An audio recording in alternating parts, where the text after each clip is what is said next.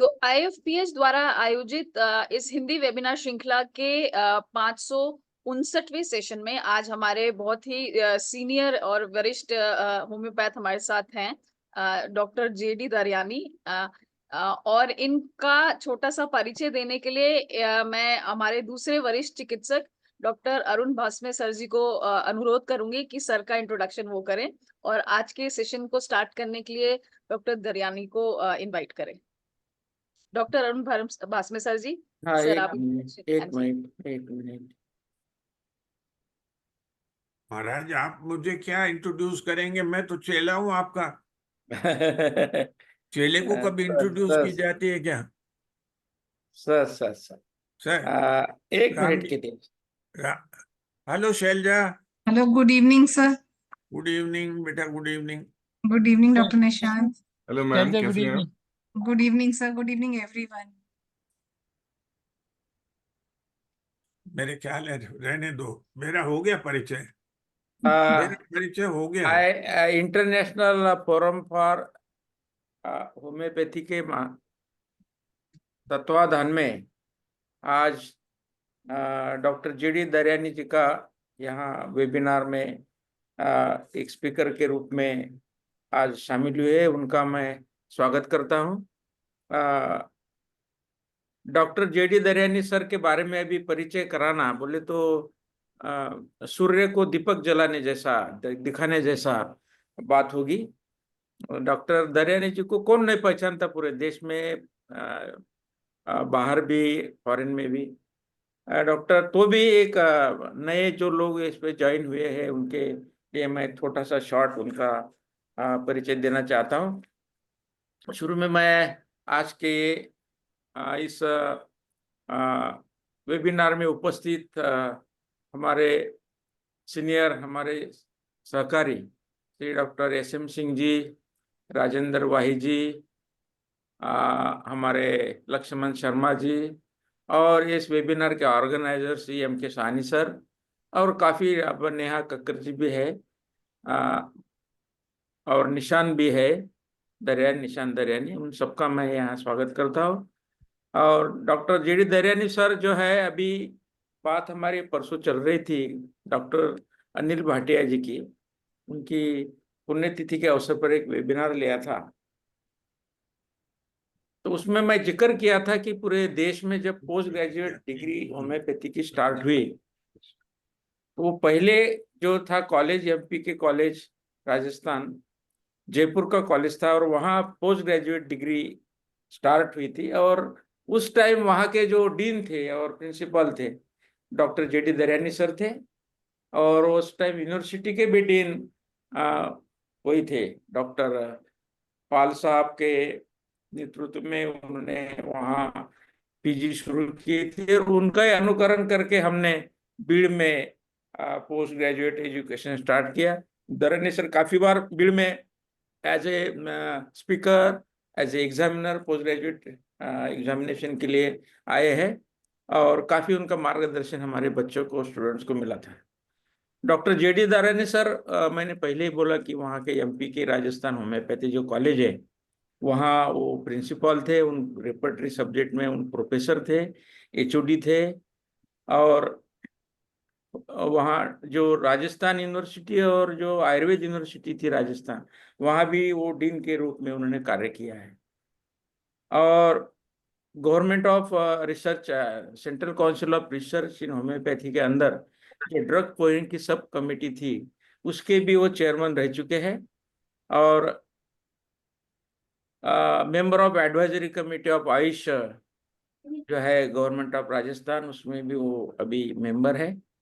Academic council of homeopathy university Jaipur के भी वो मेंबर है और उनको कार्य के देखकर काफ़ी उनको प्रेस्टिजियस अवार्ड मिले हैं। उसमें से मैं कुछ पढ़ना चाहता हूँ। Doctor DP Rastogi memorial award जो उनको 2011 और 2017 में मिला था।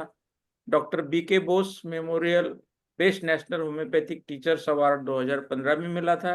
Life time achievement award 22nd all India homeopathic Congress जो दिल्ली में 16 दिसंबर 2023 की हुई थी।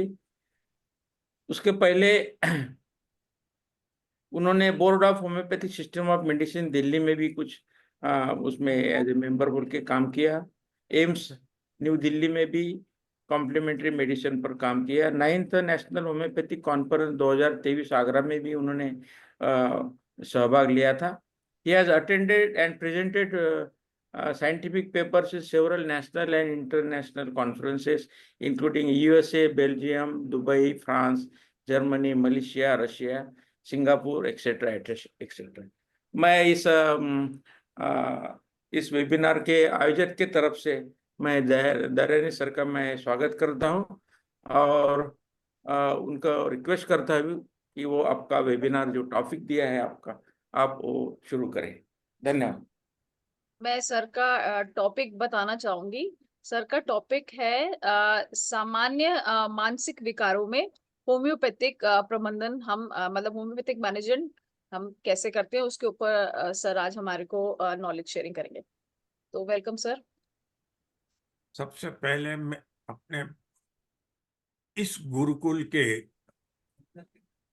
आचार्य साहनी सर को प्रणाम कर रहा हूं। इस गुरुकुल की एक परंपरा रही है कि विद्या दान करें। अनुशासन, वो समय का अनुशासन उनका बड़ा बड़ा महत्व रखता है। ये गुरुकुल की परंपरा का एक स्तंभ है कि मेरे को भी अभी मना कर देंगे कि अब आपका टाइम हो गया। पहले मैं नाराज होता था, लेकिन अब मैं समझ गया हूं कि ये अनुशासन पालना जब तक नहीं होती तब तक कोई माहौल बनता। तो इस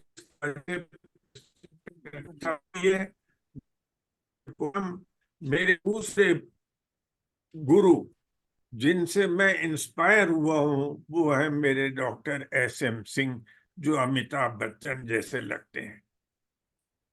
इलाहाबाद में प्रैक्टिस करते हैं। चलते फिरती मेट्रा मेडिका है वो। डॉक्टर दुबे सर की कॉपी, फला पेज, ये लाइन और इसमें से नीचे से ये देख लो। भस्मे जी ने और क्या नाम है, साहनी जी ने, दोनों ने मिलकर एक ऐसा वाव बना रखा है कि जहां यंगस्टर्स को आगे ले आते हैं, आगे लाते हैं। और इस गुरुकुल के अंदर भी यंगस्टर्स ही शिक्षा प्राप्त करते हैं। हम तो अपना फर्ज निभाते हैं। दूसरा, मेरे ऊपर मेहरबान है डॉक्टर वाही सर। डॉक्टर वाही सर हम बच्चों को अपने साथ लेके चलते हैं और वो कहते हैं कि आज का भविष्य और कल का भविष्य, आज हम हैं, कल का भविष्य ये लोग होंगे। नेहा, मैंने आपको पहले मैं कम्प्लीमेंट दे चुका हूं। मैं ज्यादा टाइम न लेके, तो आप बहुत इंटेलिजेंट हैं, मैंने आपको कई बार कम्प्लीमेंट्स दिए हैं। मैं अपना चालू कर रहा हूं। आज अपने श्रद्धेय गुरु जी को प्रणाम करते हुए आज्ञा चाहूंगा कि मैं अपना उद्बोधन चालू रखूं। मैं ये मानता हूं कि आज के परिप्रेक्ष्य में बीमारी का रूप बदल गया। पहले बुखार, खांसी, जुकाम, वायरल, बैक्टीरियल और ये सब चीजें होती थी, हर एक इलाज जानता था। साइन एंड सिम्टम्स इन्वेस्टिगेशन और ये स्टैंडर्ड प्रोटोकॉल वगैरह ये सब होता था। लेकिन एक बड़ी स्थिति, दयनीय स्थिति हो गई कि ये सब कुछ छोड़ करके आज हम लाइफ स्टाइल की तरफ बढ़ रहे हैं, जिस लाइफ स्टाइल को कहते हैं मॉडर्नाइजेशन। मॉडर्न। अब इस मॉड का मतलब क्या? ये मॉड का मतलब है कि आधुनिक शैली, आधुनिक जीने की शैली। अब आधुनिक जीने की शैली क्या है? Modern life style. अब इसके वजह से मानसिक रोग की उत्पत्ति शुरू हो गई है और इस कदर हो गई है कि घर में अगर 5 यूनिट है या 5 मेंबर हैं तो उनमें से भी किसी न किसी को मानसिक विकार होगा। अब सवाल आता है कि ये इतना मैं क्यों बोल रहा हूं?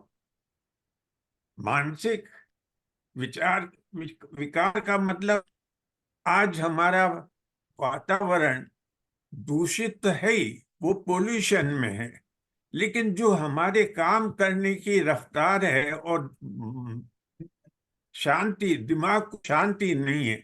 हमारा मन सिर्फ कुछ पाने के लिए नहीं है, बल्कि भागो भागो, और लो और लो। और नाउ इस चीज को लेकर के मैं आज आपके सामने बैठा हूं, और इतना बीच में जरूर कहूंगा, कॉमन मेंटल डिसऑर्डर्स, और इसका सिनोनिमस जो आधुनिक वर्ड है, टर्मिनोलॉजी है, वो कॉमन मेंटल हेल्थ डिसऑर्डर्स।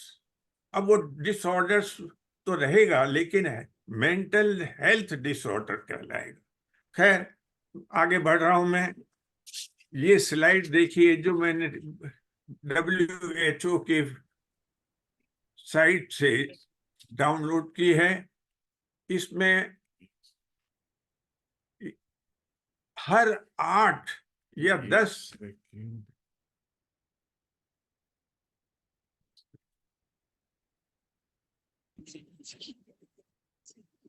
शायद टेक्निकल प्रॉब्लम आ गई है, होता है। कभी कभी ग्रह कुछ ऐसे हो जाते हैं कि थोड़ी देर के लिए अपसेट करते हैं।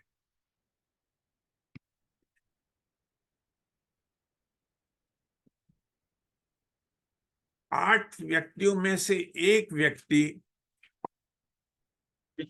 मानसिक विकार का है। Next,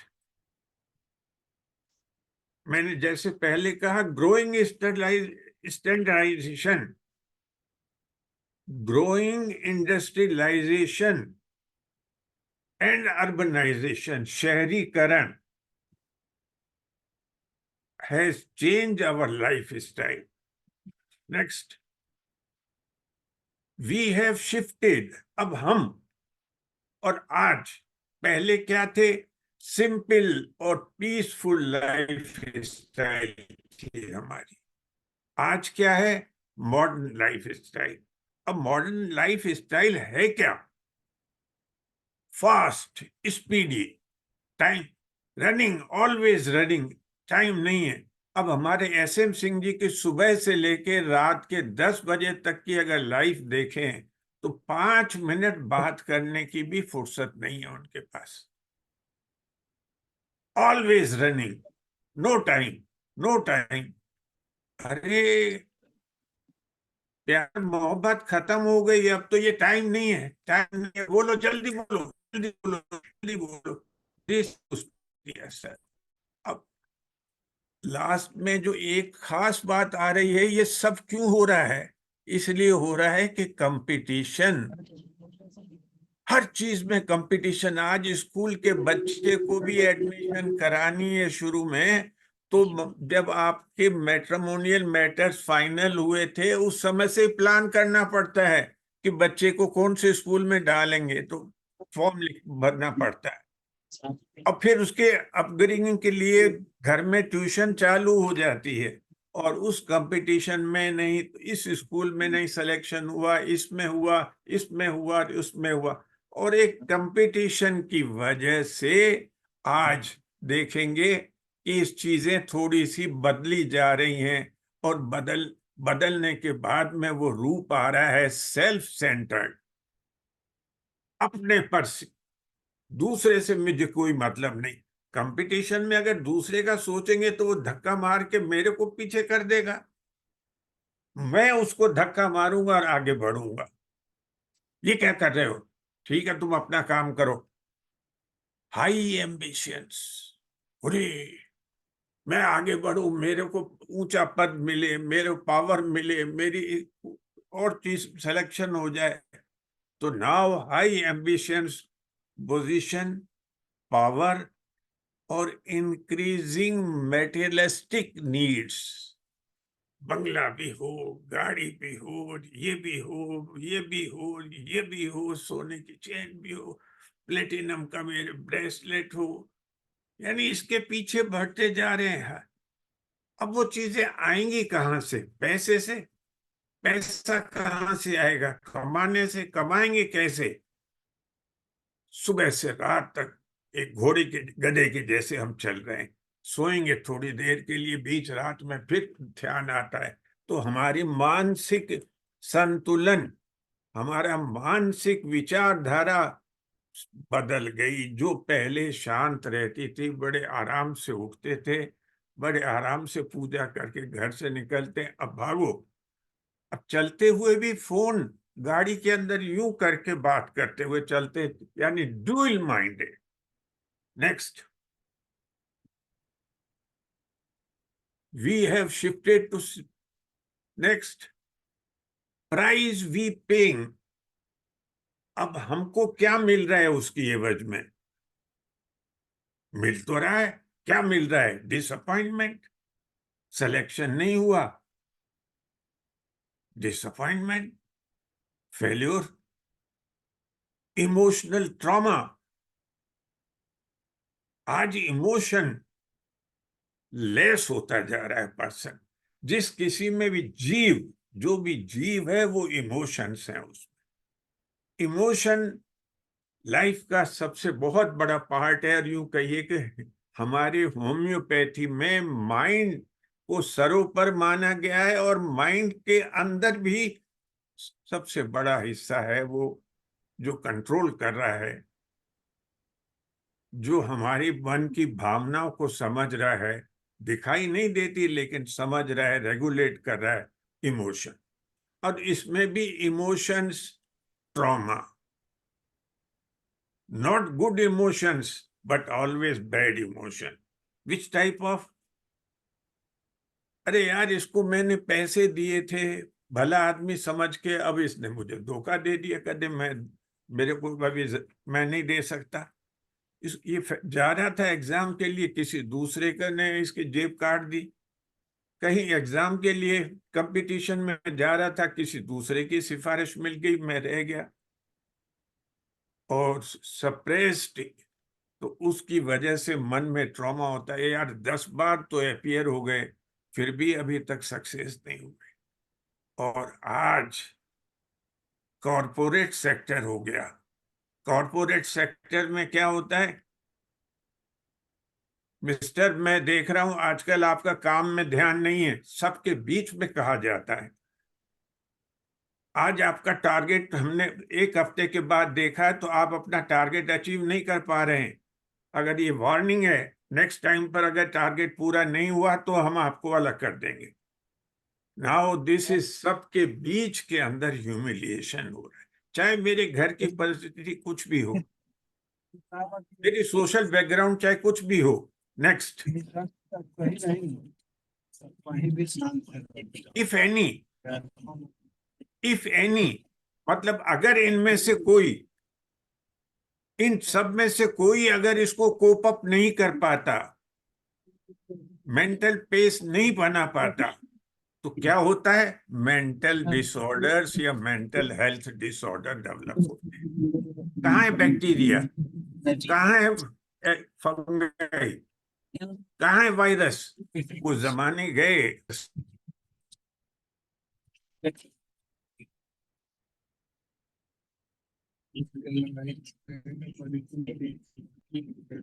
next, now what are the different types of mental disorder? There are a number of different types. Most common and among all are the anxiety disorders, depression. Anxiety are again of different types. Depression is again of different types. Post-traumatic stress, autism, ADHD, OCD, eating habit. These are number of disorders. Now, इनके right को पड़ेगा इन our among them, in सब में, इन सब जो बना हुआ है उन सब में मोस्ट कॉमन मेंटल डिसऑर्डर क्या है आज के लिए, इस टाइम के लिए? एंजाइटी। और दूसरा क्या है? डिप्रेशन। छोटे बच्चे, स्कूल वाले को भी डिप्रेशन, बड़े को भी डिप्रेशन, अडल्ट को भी डिप्रेशन। और एंजाइटी नेचर बढ़ती जा रही है। क्या हुआ, क्या हुआ, क्या होगा, अब क्या होगा? Always thinking about. मैं माफी चाहूंगा, मैं यहाँ खत्म कर रहा हूं। इसके बाद में मैं अपने केसेस को लेके चलूंगा। थोड़ा सा केसेस दो चार एक्सप्लेन करने हैं। मतलब कहने का ये था कि मेरे से सवाल पूछा गया था मेरे बच्चों ने कि what is to be seen in a case of mental disorder.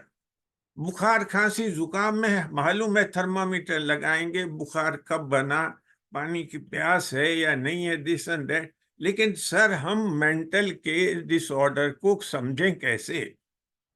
ये तो मालूम है कि इसको दुख हुआ है, पर उस दुख को असेस कैसे करें? मेरे गुरुदेव ने मेरे को, SM सिंह जी ने समझाया कि जो कोर है, सेंटर न्यूक्लियस है, उस पर उंगली रखो, यानी कॉजेशन को टच करो। कॉजेशन क्या है? Elements from. एलिमेंट्स फ्रॉम क्या है?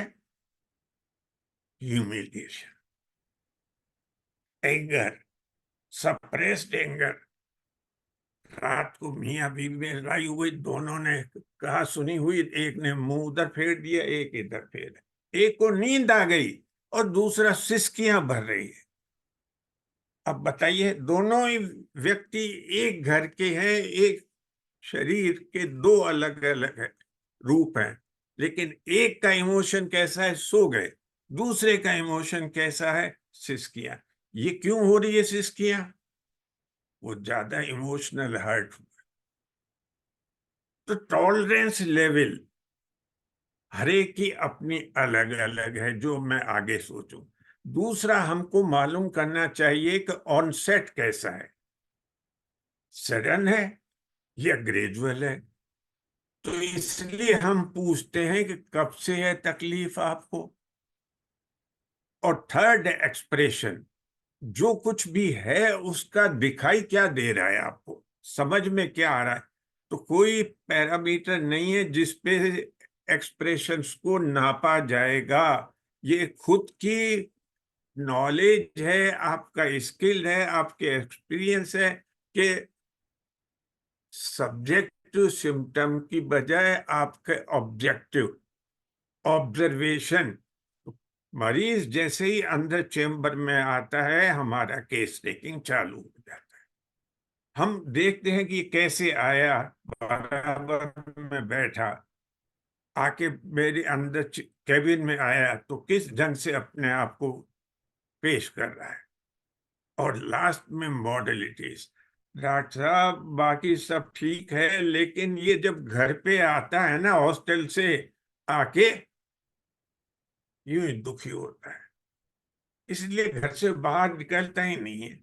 लेकिन हॉस्टल में जाके रहेगा तो घर आने का नाम नहीं लेता। Now there are two. घर में रहता था, जन्म हुआ, बड़ा हुआ, पला पोसा, अब घर में दुखी क्यों हो रहा है? वो घर में रहना क्यों नहीं चाह रहा है और हॉस्टल में क्यों जाना चाह रहा है? और थोड़ी थोड़ी बात पे गुस्सा आता है, कहता है कि मैं जा रहा हूं अपने। नाउ मॉडलिटीज में ये है कि when he comes to home. अब होम में क्या है, घर में क्या है? शायद पापा का डर लगता है या वो उसको टोकते होंगे, मम्मी का डर है या वो उसको टोकते होंगे, और थोड़ी सी गुस्ताखी मेरी जरूर रहेगी। आप यंगस्टर्स बैठे हैं, कोई सामने आसपास कुछ ऐसा होगा जिससे कुछ एक इंटरनल कनेक्शन बन गए होंगे, वो दिखाई देगा और उसने मुंह फेर के दूसरा रास्ता बना लिया होगा, वो भी एक वजह है।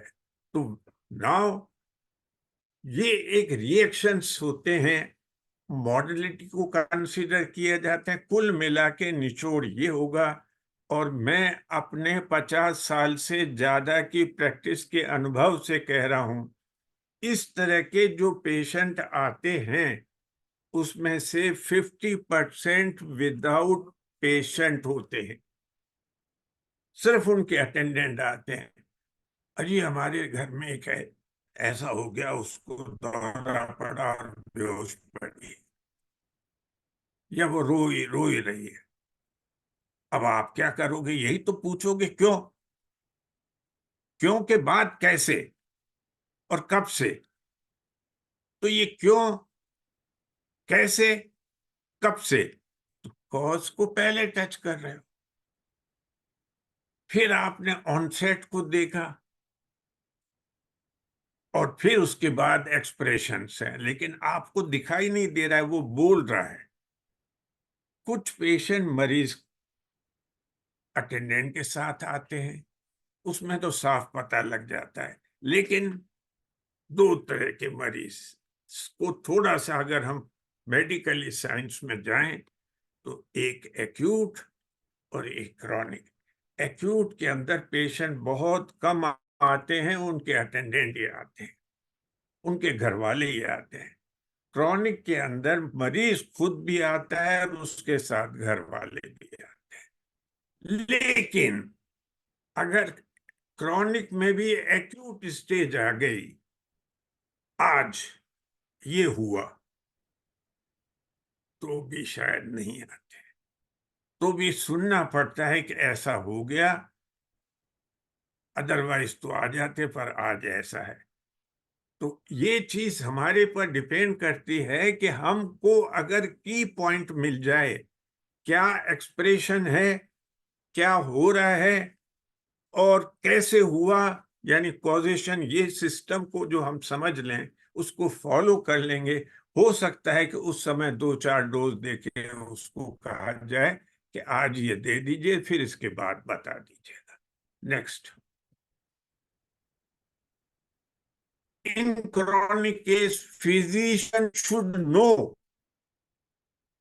the patient's emotional state, usual reaction, not reaction, but usual, अक्सर स्ट्रेस पर कैसे रिएक्ट करता है, एंड कोपिंग एबिलिटी। दो अलग अलग चीजें नहीं है, बल्कि एक ही है। Reaction to stress and coping ability.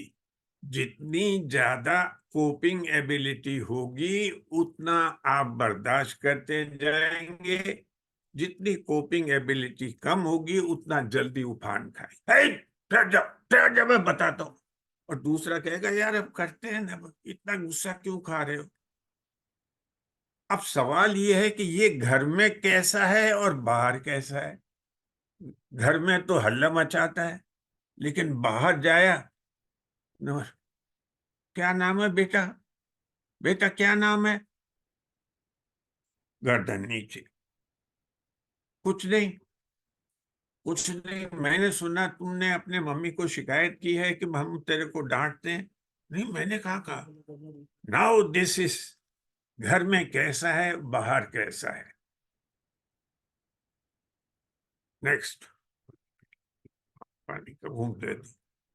Now मैं पहला केस दे रहा हूं, मैं सिंपल से चलूंगा।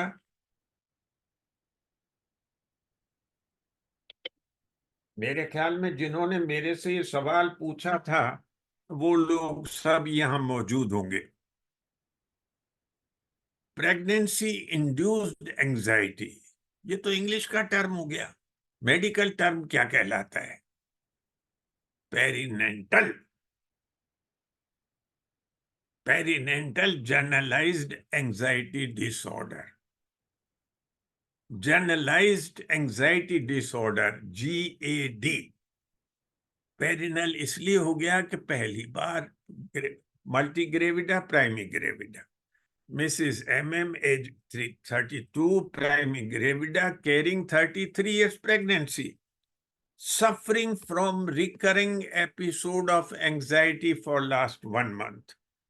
अपॉन ट्रीटमेंट यानी anti anxiety medication is given from 15 days. She is taking. Next. Mr. Such and Such, retired additional director, ESI. A good friend of mine with neighbor, rather एक block छोड़ के दूसरे block में रहते हैं.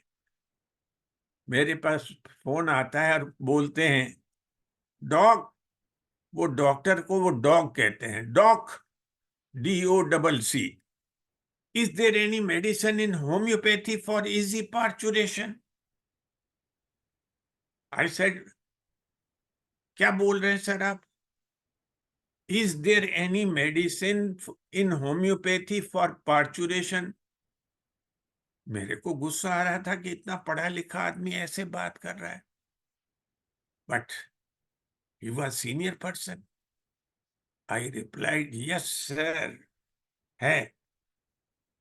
और जब तक वो दूसरा क्वेश्चन पूछे मैंने फट जनी से एक लाइन जोड़ दी.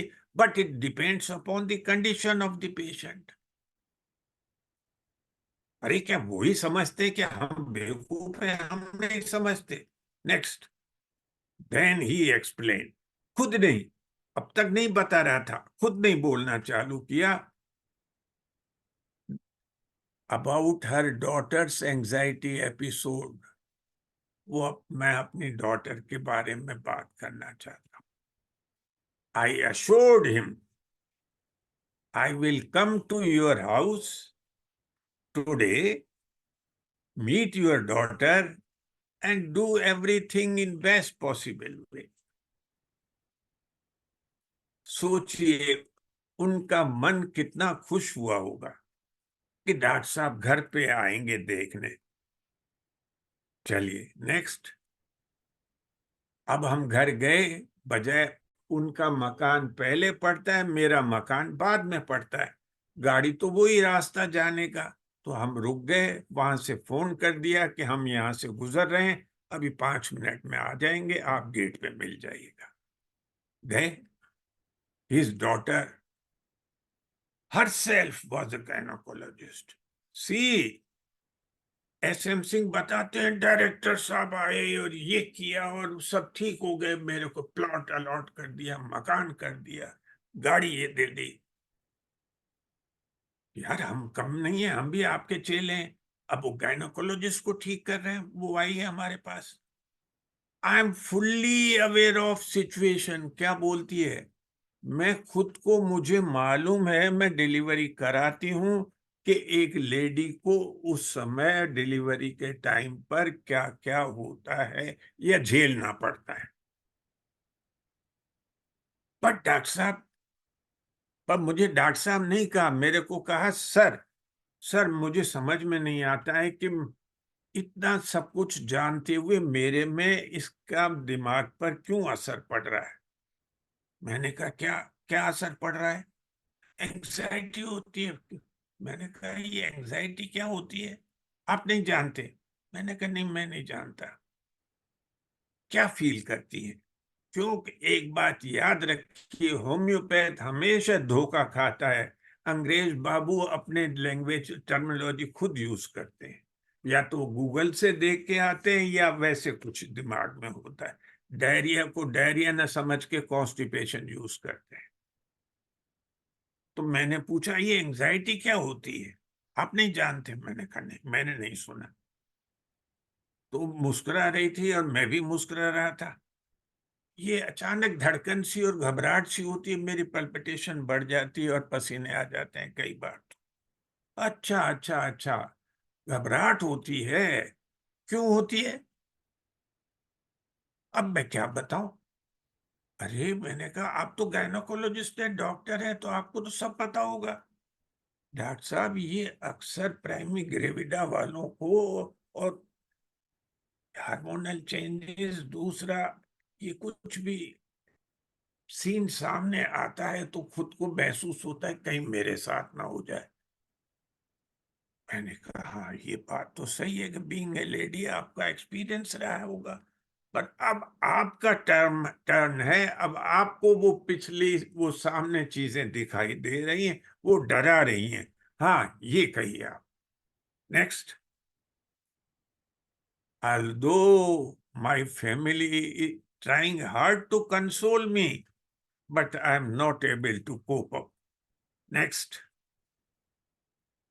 हो गई सारी बात। इतनी देर बैठ करके चाय बनाऊं आपके लिए, मैं लाती हूँ, बैठिए, आप बैठिए। मैंने कहा बेटा आप चलेंगे, रात का टाइम है, भूख लगी है, खाना खाएंगे।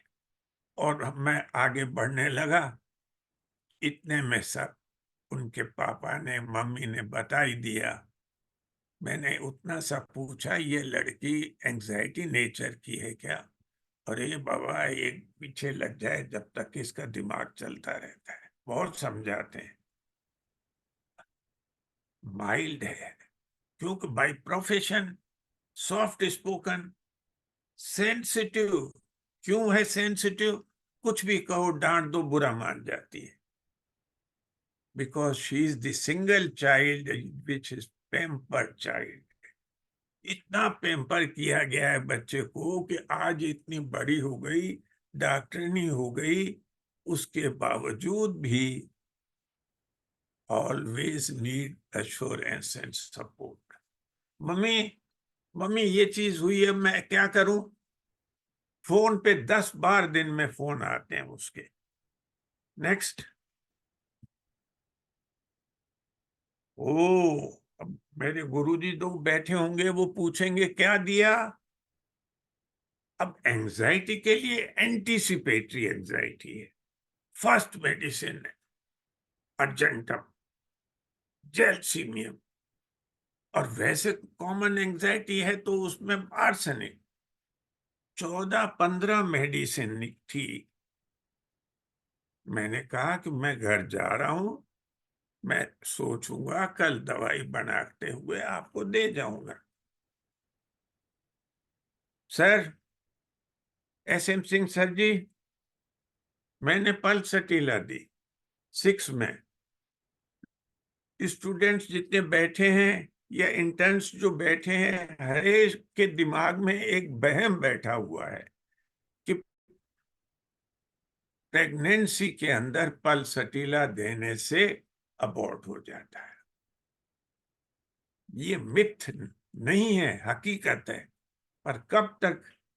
तो आप पढ़ेंगे एक सर्टेन पीरियड तक पल्स सटीला नहीं देनी चाहिए, लेकिन अगर वो रिक्वायर्ड है तो मेडिसिन पोटेंसी और लोअर डोजेस के अंदर देकर पेशेंट को ठीक किया जा सकता है। ये इतना कंट्राडिक्ट नहीं है। If it is required, if it is suits. मैंने 2 डोज डेली 3 दिन, 1 डोज डेली 5 दिन, then once a week till delivery. ऐसा कुछ मानते हैं कि पहली डिलीवरी माँ बाप के घर होनी चाहिए। नेक्स्ट, अरे अब मैं चला हूं, मैं नीचे सीढ़ी की तरफ गया हूं तो वहां से फिर भागती हुई आई। अंकल अंकल, मैंने कहा बोलिए। वैन, अगर लेबर पेन डिले हो जाए तो? ना, वो ये सवाल पूछने का मतलब देखिए कि उसकी एंजाइटी कितनी है। कॉन्ट्रैक्शन पुअर रहे तो? मैं समझ गया। मैंने कहा नहीं होंगे बेटा, मैं दवाई वो भी भेज दूंगा, अलग से होगी, जब जरूरत हो तो ले लेना, चिंता मत कर, बाय। और मैं सीधा बाहर आ गया, क्योंकि मैं जानता था जितनी देर खड़ा रहूंगा उतनी देर कोई ना कोई सवाल दूसरा चालू हो जाए। पल्सटीला वाला पेशेंट हमेशा कम नहीं बोलता है, एग्जैगरेट करते हुए पूछता है, कई सवाल पूछते हैं। गुरुदेव, मैं सही कह रहा हूं ना? आप भी भुगत भोगी होंगे। Next, with grace of God homeopathy helped her, blessed with an angel without any problem, and colophyllum was not needed. जय हो होम्योपैथी की जय हो। नेक्स्ट, सेकंड केस, ये एंजाइटी का केस था, एंटीसिपेटरी। ये एक्यूट डिप्रेशन का है। डिप्रेशन में भी कई टाइप होते हैं, उसमें से एक्यूट लिया है। सर, अगर मेरा टाइम खत्म हो रहा हो तो मुझे 5 मिनट पहले घंटी कर दीजिएगा। A young girl of 24 years age pursuing M Pharma from Chandigarh, suffering from acute depression from last 10 days, as they explain. Under treatment, 5 days without any significant relief. One of my friends suggested to them, अरे यार, तुम लोग homeopathy की दवाई लो, उससे ठीक हो जाएगी। अब जो क्लोज रिलेटिव्स ने 2-3 बार किसी ने कहा, तो उन्होंने उसका कहना मान लिया। कहते किसको दिखाएं? तो मेरा नाम आया कि फला है, उनको दिखा दीजिएगा।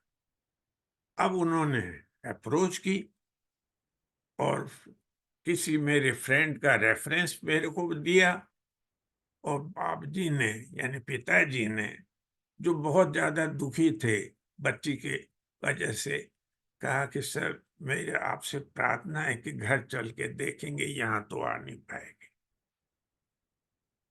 अब ये व्यवहारी बनना पड़ता है, अकड़ू नहीं बनना पड़ता। देखा, किसी के मार्फत आए हैं और एक्यूट केस है, एडमिट है, रिलीफ नहीं हो रहा है, इसमें अपना ही नाम होगा। होम्योपैथी को तो बढ़ाना है, मेरा नाम तो उसके पीछे होगा। नेक्स्ट। अब हमने एक अपॉइंटमेंट फिक्स कर लिया। While going to their home, father explain, ये हमेशा कायदे की बात है, जब क्रॉनिक केस हो और उसके साथ जो उसका अटेंडेंट हो, उससे डिटेल मालूम करते जाओ, तो पूरा एक फील्ड आपके पास डाटा रहेंगे, बिल्कुल तैयार, रेडीमेड। क्या सवाल काउंटर करना है, क्या पूछना है, क्या मॉडलिटी बाकी रहनी है, तो एक पिक्चर दिमाग में बनती है। This is called history. My daughter was pursuing it. Last week her result was declared, wherein she secured second position. ये तो बहुत अच्छी बात है, सेकंड पोजीशन। सर, ऐसा नहीं है। क्या है? Through out she remain topper. हाँ, तो कोई बात नहीं, टॉपर और फर्स्ट में क्या फर्क हो, सेकंड में क्या फर्क है? This time too she was confident to be same. अरे यार, सबको ही होता है, और इसमें हो गई तो हो गई, क्या बड़ी बात है। But the result was shocked for her. Result की वजह से इसको शॉक लगा है। अरे भाई, ये तो मान लिया हमने कि फेल होने वाला बच्चा पास हो गया, तो खुशी मनानी चाहिए, और फेल पास होने वाला बच्चा फेल हो जाए तो दुखी होना चाहिए। ये तो फर्स्ट की जगह सेकंड आया, तो इसमें क्या बुराई है? But she took it seriously. Next. Since very that day, she went into depressive state, stopped doing everything, isolated herself in a room, even switched off mobile phone, ताकि मेरे से कोई बात नहीं करे। Next. This we came to know from her batchmate. मेरा सवाल था उनसे, सरदार जी, ये आपको पता कैसे लगा कि ये सेकंड आई है? जो तो फोन स्विच ऑफ करके रखा था, तो फिर आपको पता कैसे लगा? कहते this we came to know from her batchmate friend. और हम एकदम से फिर चंडीगढ़ के लिए रवाना हुए, और वहां जाके उसकी कंडीशन को देखा तो आंखें भर गई, बहुत जी दुख पाया। क्या करें? हमने इधर उधर बच्चों से बात की, और ड्यूरिंग द एग्जाम्स बताया कि हर बिहेवियर वाज चेंज। देखिए, मैंने आपसे कहा कि ऑन सेट और एक्सप्रेशन, ऑनसेट कैसे हुआ, सडन हुआ या ग्रेजुअल हुआ, ये शेड्स आ रही हैं अब सामने, एक्सप्रेशन की शेड्स आ रही हैं। बिहेवियर वाज चेंज्ड, यानी before examination she remain quiet and irritated. ये काम की चीज है, क्वाइट रहना, डिप्रेसिव रहना मानते हैं, हरेक होता है, लेकिन ये काम की चीज थी, हमको अनयूजुअल अनकॉमन सिम्टम था सामने, एंड इरिटेटेड। भाई कैसे इरिटेट हुई? तो अब मैं सवाल पूछूंगा तो मैं उस बच्ची से पूछता, पर ये तो मेरे पापा जी, उनके पापा जी मेरे साथ चल रहे हैं। आगे बढ़े तो जो कुछ उन्होंने कहा मैंने नोट कर लिया। फ्रेंड्स फर्दर टोल्ड, वो बता रहे हैं सरदार जी कि उन्होंने फिर आगे बताया कि there were gossiping going on between the girls.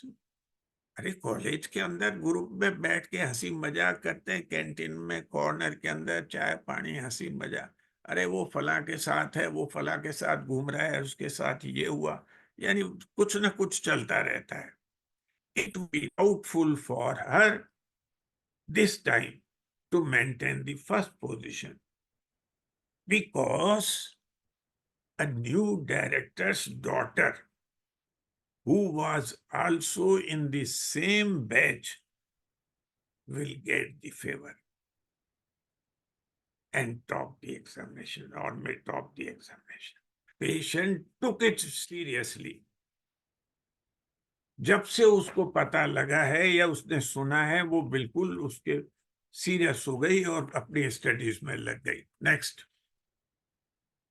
Unfortunately it happened so. और उन बच्चियों ने कहा कि जो नहीं होना चाहिए था वो हो गया, and result confirm the rumours.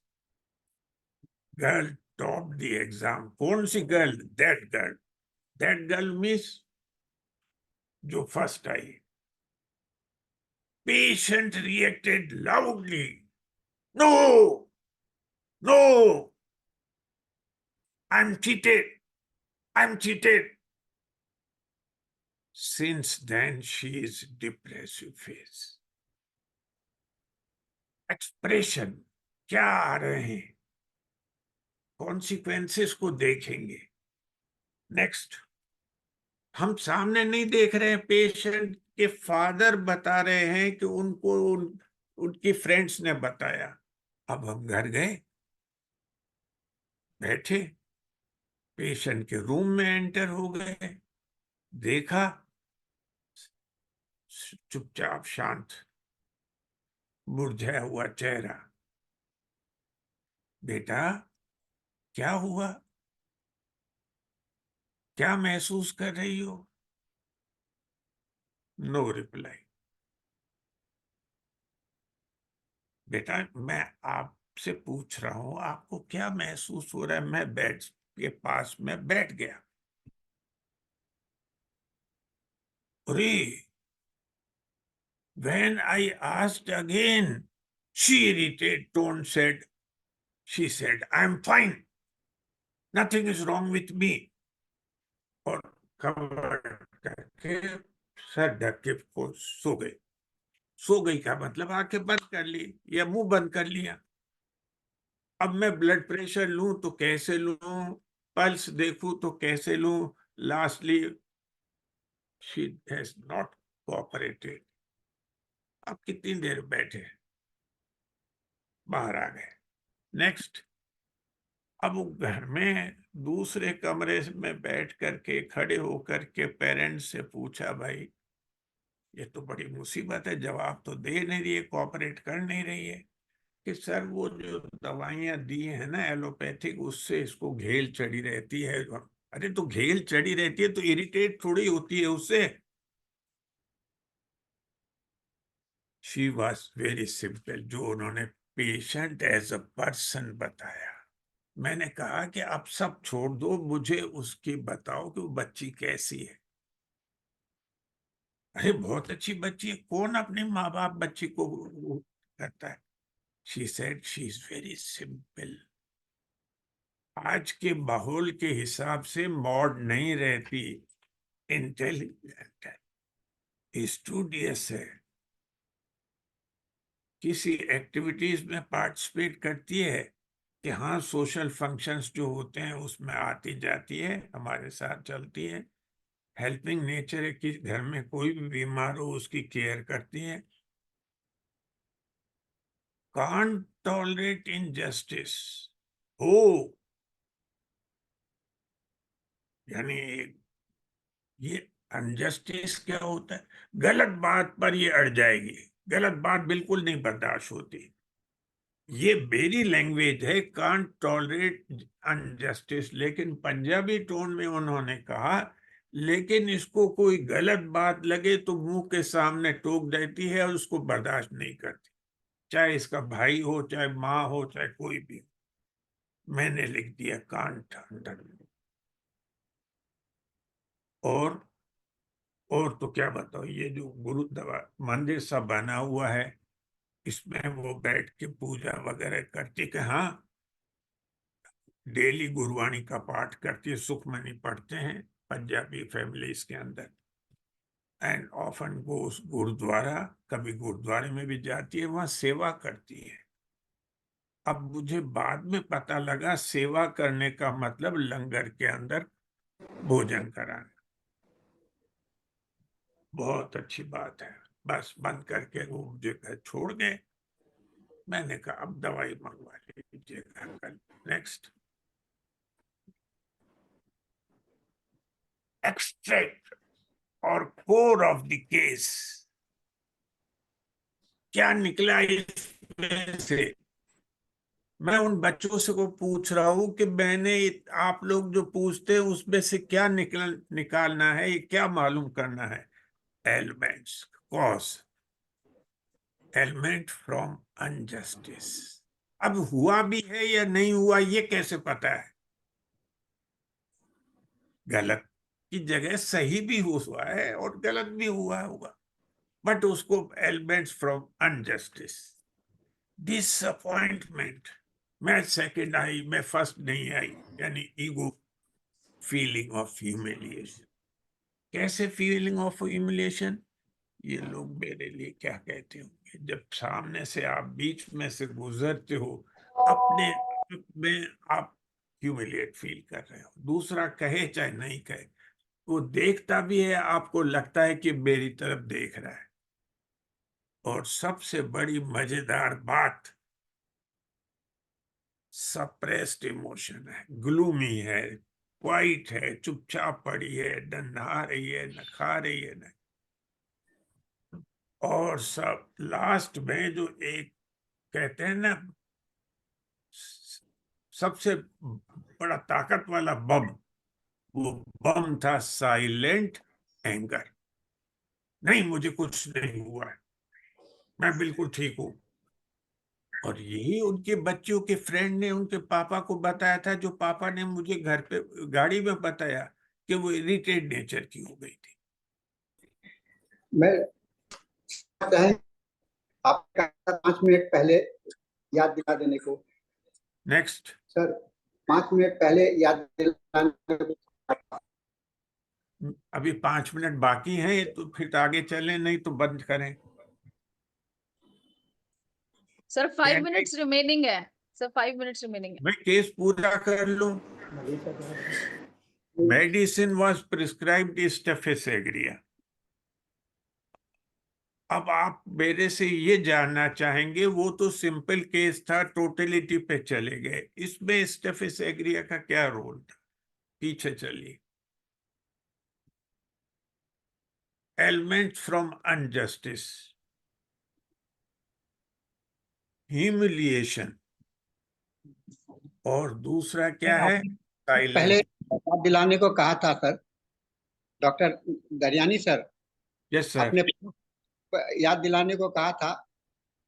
समय हो चुका है, केवल 3 मिनट बचा है। ठीक है सर, मैं खत्म कर रहा हूं, मैं दूसरा केस नहीं ले रहा हूं। Medicine prescribed staphysagria 2 doses every 15 minutes and placebo 4 doses daily for 3 days. Next, After 3 days follow on video call, she was looking comparatively relaxed.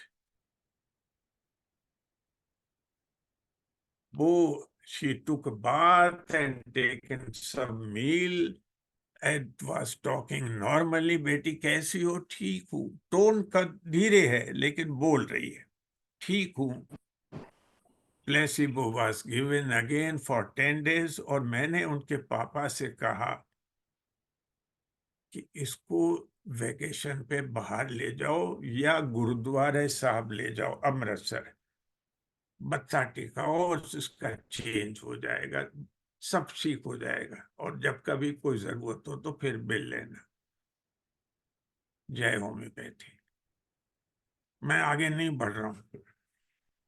अब ये आके एक बड़ा खतरनाक केस है जो क्रॉनिक है, डिप्रेसिव विद सुसाइडल टेंडेंसी. शेड देना चाहता था लेकिन नहीं दूंगा, अब आपके आगे हो गई. मैं अपने यहीं समाप्त कर रहा हूँ और गुरुदेव से आज्ञा चाह रहा हूँ कि जो आपको मुझे पास करना है या फेल करना है या जो आपकी मर्जी हो वो मुझे पास दे. किसी को ये हिम्मत नहीं है आपको फेल करने का, पास करने का. मैं नहीं, मेरे बड़े गुरुजी बैठे हैं ऊपर, वो सामने देख रहे हैं. देखिए कितनी सारी किताबें रखी हुई हैं पीछे. सर किसी को ये हिम्मत नहीं है कि आपको फेल कर दे या पास कर दे. और समय हम लोग का हो चुका है, 1 मिनट बचा है. मैं मैंने चाहूंगा समाप्त कर दिया सर, मैंने समाप्त कर दिया, मैंने खत्म कर बोले. हम लोग को एक SM सिंह सर कुछ बोल करके इसको कंक्लूड करें. डॉक्टर SM सिंह आप प्रेजेंट हैं? Sir Yes, he is here.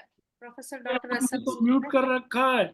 Sir खोल दिया जी, सर. अभी thank you very much doctor आवाज आ रही है. दरियानी साहब, बड़ी बड़ी आप conclude मेहरबानी. करें. हमारे पास मात्र योर एक्सपीरियंस, आप जो आपका एक्सपीरियंस है उसका निचोड़ आप बोल रहे थे, तो कहीं पलसे ठिला से कमाल कर दिया और कहीं आपने हल्के से वो बातें पकड़ ली जो 210 से लेके 230 तक ऑर्गन ऑफ मेडिसिन में मेंटल डिजीजेस का आया.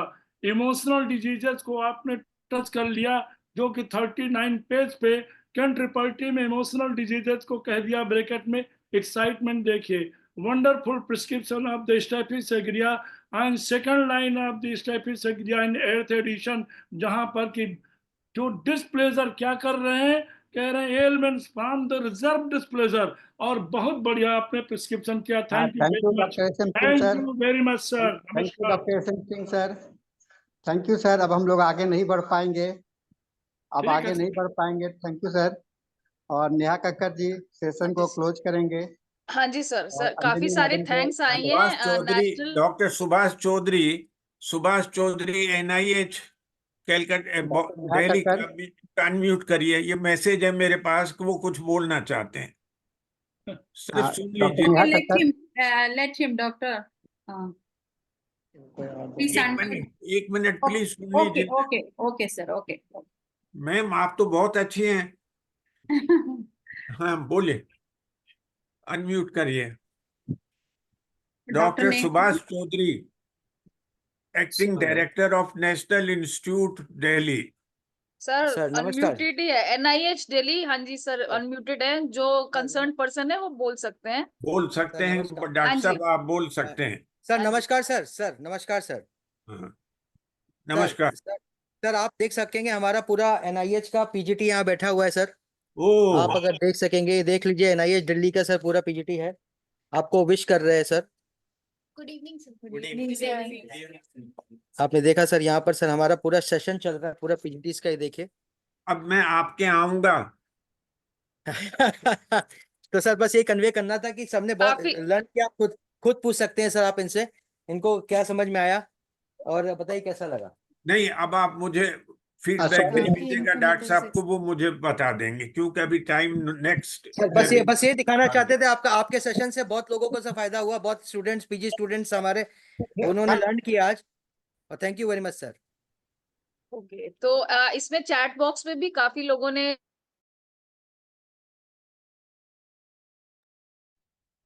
हेलो। तो चैट बॉक्स में काफी लोगों ने एप्रिसिएशंस पोस्ट करी हैं सर, चैट बॉक्स में सर देख सकते हैं।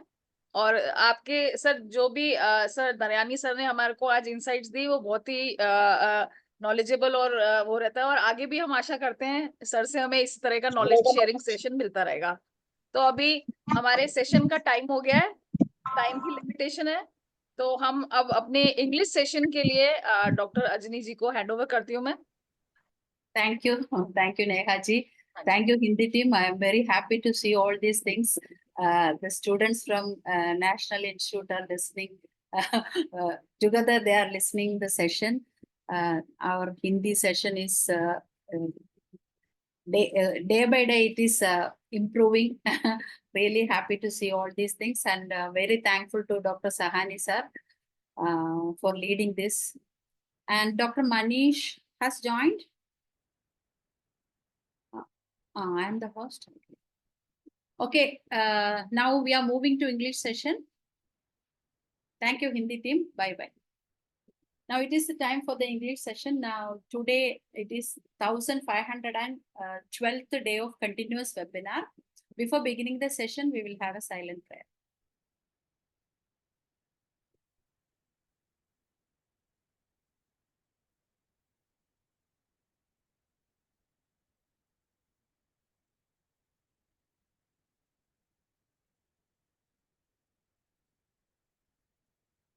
Thank you and welcome once again.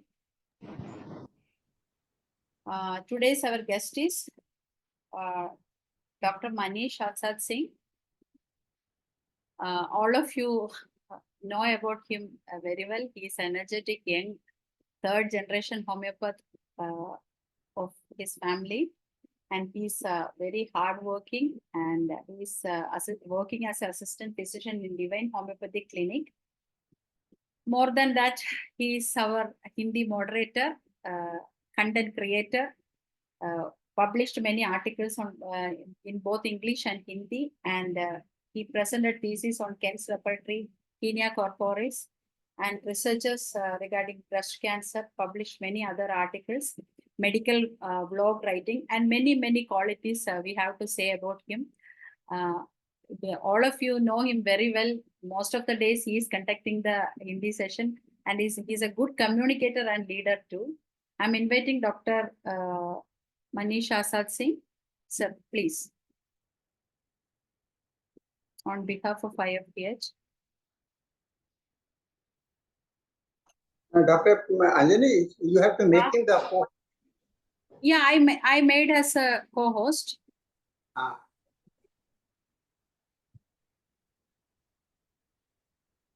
He's here, right?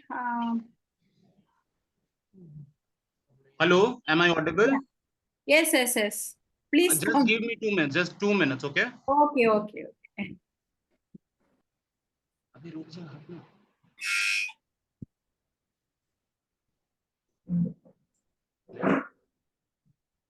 Is my screen visible?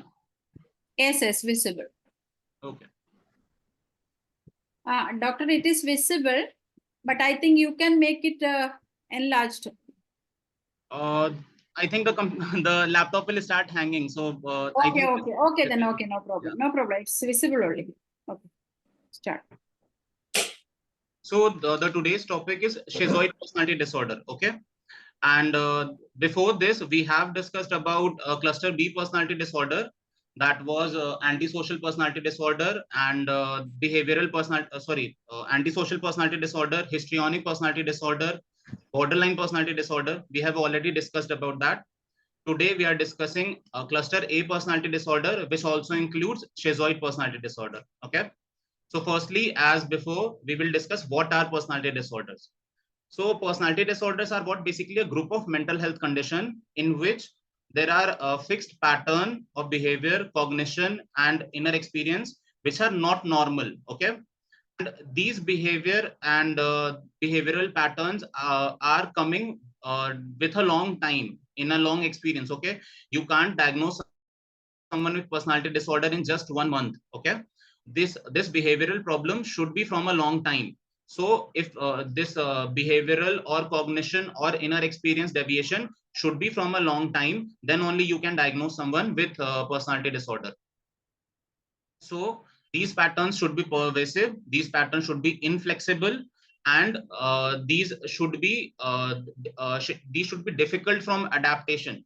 So we have to compare how we will define that something is normal and something is not normal. Okay, we will compare it with normal life, that your behavior, what you do is not normal, or what you think is not normal, how you tackle this stimulus is not normal, and that is how we define that, okay, you are having something wrong in you, and let's get you diagnosed. Okay, and in personality disorder, the definition for diagnosis is given by DSM-5. DSM-5 defines Diagnostic and Statistical Manual of Mental Disorder 5 defines the type of mental health, okay, the type of mental health conditions. So schizoid personality disorder or any kind of personality disorder is defined by DSM-5.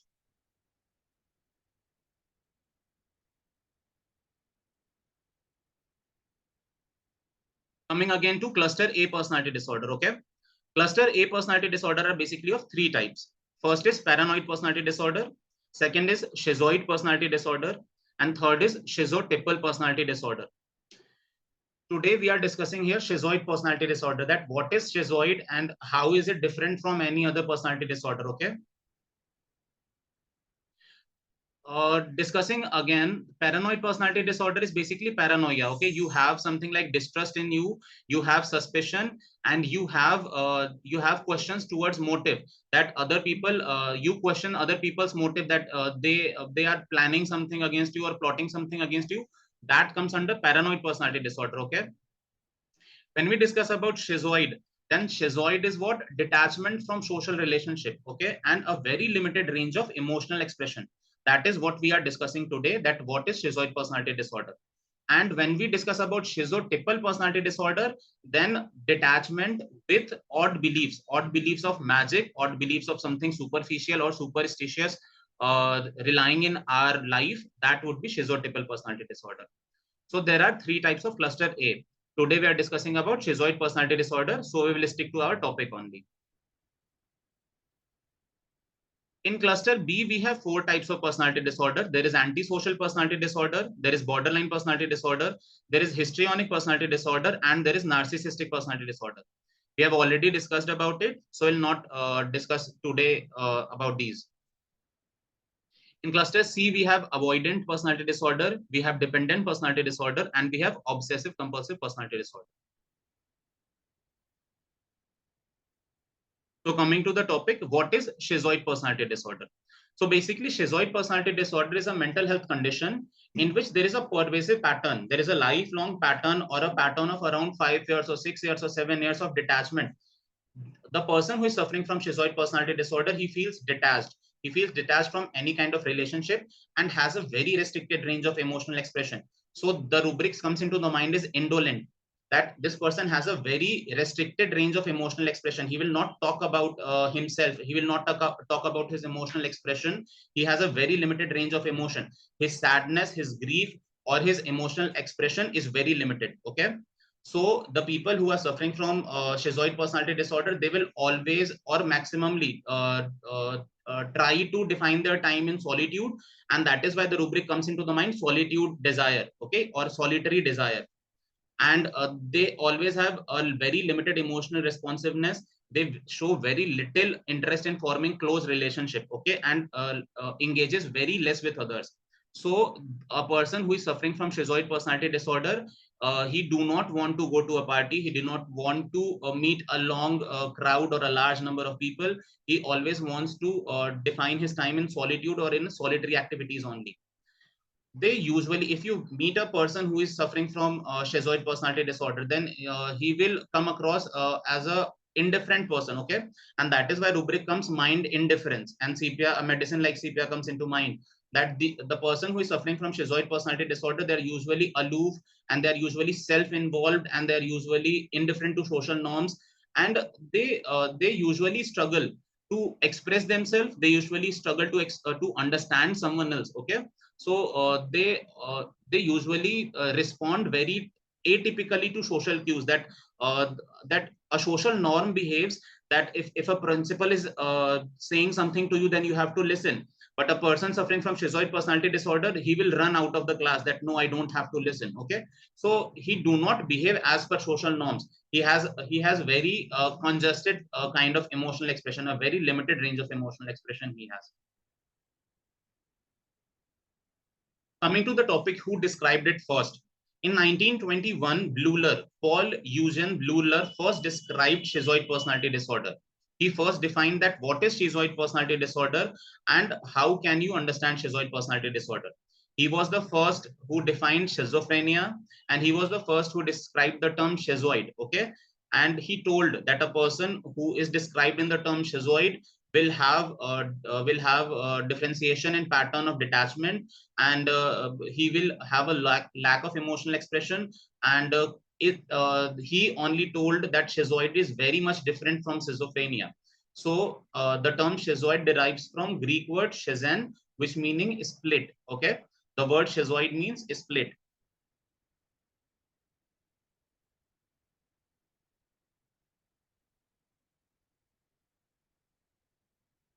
Coming to the point, history of schizoid personality disorder. As we first described, that Paul Eugene Bleuler in 20th century described how schizoid personality disorder comes into play. Okay, he only described that schizophrenia and schizoid is very much different, because before Bleuler, before 1921, schizophrenia and schizoid were very much same, and they were thought of as the same term. Okay, Bleuler defined that no, schizoid is very much different and schizophrenia is very much different. Schizoid means flatness of emotion, and a person who is socially detached, who cannot express himself, who is emotionally flat, can be termed as schizoid. Okay, so this is Bleuler's contribution, Paul Eugene Bleuler's contribution in 1921, that schizoid is very much different from schizophrenia. Then came DSM-3. DSM-3 came in 1980. Okay, and DSM-3 defined that what are the symptoms of schizophrenia, what are the symptoms of schizoid personality disorder, and what symptoms what are the boxes which can be ticked to diagnose someone with schizoid personality disorder. Okay, and for the modern understanding, we have DSM-5, the Diagnostic and Statistical Manual of Mental Understanding. DSM-5 describes that what is schizoid personality disorder. It has the norms and classifications for all the symptoms of schizoid personality disorder. The next is key features. What are the symptoms for diagnosing someone with schizoid personality disorder? How can we diagnose someone with schizoid personality disorder? What are the symptoms which we'll see in a person? So the first, which we are discussing from the last 15 minutes, are what? Detachment from social relationship. A person who is suffering from schizoid personality disorder will have a detachment from social relationship. Okay, this person who is suffering, the patient, he will always have a limited range of emotions, and he will try to avoid social interaction. He will try to define his time in solitude, in solitary activities, and will try to avoid social interactions, will try to avoid meeting peoples, and will try to avoid parties, will try to define his time in solitary only. Okay, they will have limited range of emotions, very limited range of emotional expression, and if you will meet this person, then he will comes across as emotionally flat. He will comes across as indifferent, that he do not understand how you feel, he do not wants to understand how you feel or what you say. He only understands himself, and he is a very flat person. Okay, then there is indifference to social norm and expectation. You have an expectation that this person should wear like this person should talk like this if he's in a party, but this is a person who comes across as a very emotionally flat. He will search for a corner, that no one is looking on him, no one is trying to talk to him. He wants a wall across him. Okay, something like natramute. That natramute is a very what can we say, a very indolent person who do not wants to talk with many persons. Okay, so it is something like that this person is searching for a corner. He do not wants to talk or socially interact with many people. Okay, these person do not comes across as a very good they will not be a social butterfly. Okay, these persons are someone who are very reserved. They are very indifferent, and they have their opinions, and they will talk about that only. Okay, so they do not comes across as a very nice people as per social expectations. Again, the same point came across, that preference for solitary activities. The person who is suffering from schizoid personality disorder, they usually prefer solitary activities. They engage in the activities which are plain alone. Okay, they try to watch movie. They are binge watching Netflix, but they do not want to meet people in the real life. Okay, they could be very active on Instagram. They could be very active on social media, but they do not want to meet those people in real life. Okay. They often find solitary activities more enjoyable and more fulfilling than social activities. Then there is lack of interest in sexual experience. Now, if you will find that you have lack of interest in each and every kind of social norms and societal norms, then obviously sexual experience is also one of that. Okay, so this person can have sexual loss of libido, and this person have a reduced or lack of interest in sexual experience or relationship.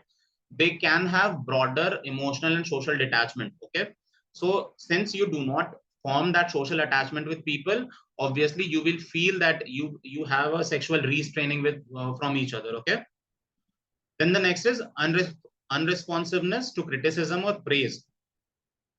A person who is suffering from schizoid personality disorder, he will not respond very wisely or very fanatically for something like praise or for something like criticism. Okay, he will say that, okay, fine, whatever you think is your thought and I do not care about it. Okay, so since he is emotionally flat, he do not think that what you criticize is very important for him, and he also do not think that what you praise to him is important to him. Okay, so if you say that you look beautiful, he will say that, yeah, fine, it's okay if I look beautiful, I don't care about it. And if you say that you do not look good, you look fat or you look obese, and he will say that, yeah, okay, fine, I don't care about your feedback. So since they're emotionally flat, their responsiveness towards criticism and praise is unresponsive. Last, difficulty forming close relationships. Since the first point comes across that they're indifferent or they're emotionally flat, so obviously the formation of close relationship is very difficult for them. There is always a difficulty in forming close relationship. They may have very close relationships, but these are only those people who are very close to him. Okay, the people could be mother or father or only fixed people could be there who are there in the closer circle or who are there in the closer relationship. The other people can feel that they have a close relationship, but basically they are distant. They can't they are not the person who are in the circle. Okay, they do not desire or seek out such connections. They do not desire that some people comes into close relationship, and obviously their social interactions are very superficial and strained. So if this person visits your house, I can give you an example. If this person visits your house and you are asking that, what are you doing? So he will ask, I'm fine. And no such question that in return coming question that what are you doing. No, he will not ask that. He'll just say that, yeah, I'm fine. Then you will ask again, what are you doing these days? I'm doing clinic. And again silence. Then will you want tea? Yes. Will you want coffee? No. Will you want water? No. Just a single word reply, the rubric comes in mind is speech, monosyllables. Okay, so these are the person who will answer you in such gesture or such words that you can't form sentence with that. He will not reply as phosphorus, that a question comes and a question comes in return, that I am doing fine, how are you doing. A person suffering from schizoid will not answer like that. They have a very monosyllabic kinds of interaction with people. Now let's understand the key features one by one. The first is detachment from social relationship. A person who is suffering from schizoid personality disorder, they tend to be emotionally and socially detached. Okay, they usually prefer to remain alone and they avoid forming close relationships. So the nature is avoiding close relationship. The nature is what? Emotionally and socially detached. These are the person who are emotionally and socially detached. They do not want to try to attach with many people. Okay, so how this can be appearing as behavior. The behavior would be what? This person would be avoiding social invitation, this person would be avoiding social gathering, and would be more engaged in solitary activities like reading or hobbies that don't require social interaction. So these kind of people could go hiking alone, they can go to mountains alone, they could go to religious places alone, they can be on their home watching Netflix, binge watching, and they can be totally on Gram or on Twitter all the time, but they will avoid social invitations, they will avoid parties, they will avoid social gatherings, because What is in their nature? They prefer to remain alone. They avoid forming close relationships. Okay. And what would be the impact of this? The impact of this would be that they will lead a significant isolation.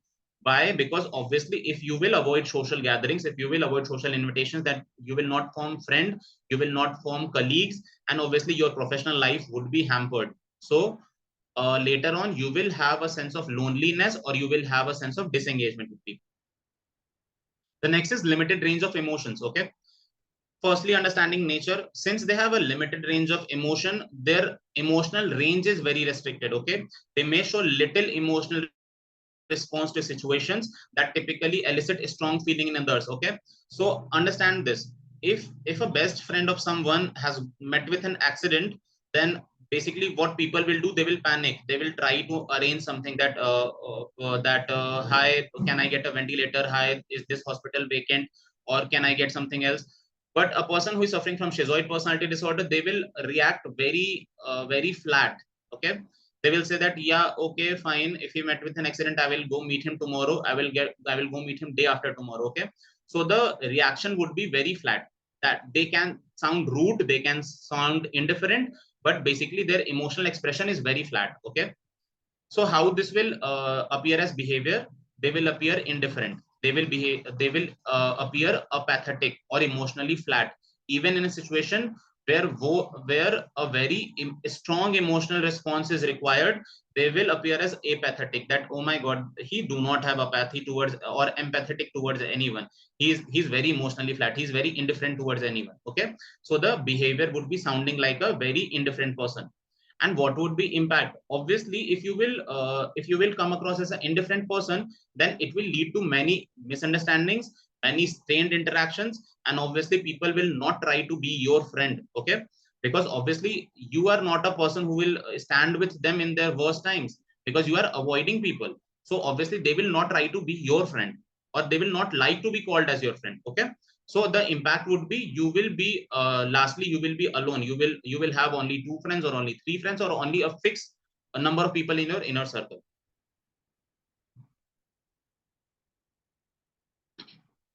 Next is indifference to social norms and social expectations. What is the nature? They do not conform to social norm or social expectations. So understanding this, they will not behave as per social norm. Okay. So if you will invite them into a party, and they will come into a party, then they will be wearing something like joggers, or something like lower, or something like very comfortable like t-shirt, or something like very flowery or very wavy, because that's their comfort zone. They will try to be in their own comfort zone. They will not try to interact with you. They will not try to be looking too shiny or too attractive or too much attention gaining. Okay. So the people who are suffering from schizoid personality disorder, they will try to avoid attention. They will try to avoid interaction. Any kind of interaction or any kind of attention, they will try to avoid it. They will try to ditch it, and they will try to get into a corner. They will try to get a couch in the corner, and they will try to sit there, not engaging with anyone, not talking with anyone, and they will have their drink, and they will disappear in air. That no, I don't want to talk to anyone. Okay. So they might disregard the social convention or act in which normally people behave. Okay. So the nature would be like that. What would be the behavior?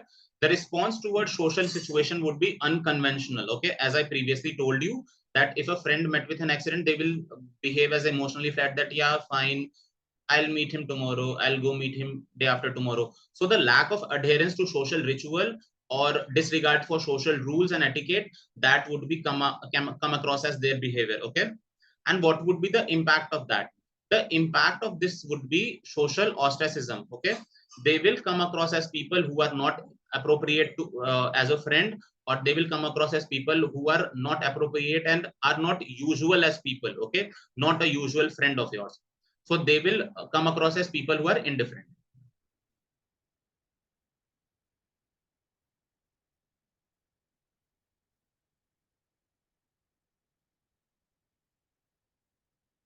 The next is preference for solitary activities. Obviously, if someone is indifferent, if someone is coming across as emotionally flat, if someone is coming across as they do not want to talk with people, then obviously they will prefer for solitary activities. So a person who is suffering from SPD will generally prefer activities that can be done alone. Okay. So they can go for hiking alone, they can go for traveling alone. They are for solitude desire. they can be for mind traveling, but obviously alone. Okay, so the word alone is a key factor here, that they do not want to get engaged in social activities or get engaged in group activities. They want to define their time alone only. So they can go for binge watching, they can go for social media activities, but alone in their own home, in their own comfort zone. Okay, so the behavior would be come across as these people would like reading, these people would like writing or solitary hobbies. They will not have hobbies of talking with people, or they will not have hobbies of meeting with people and doing partying and something like that. So these people are not social butterfly. They can be termed as geek also, but they are not the people who are social butterfly. What would be the impact of that? Since you are not engaged in group activities or social engagement, you are a person who will not have too many friends.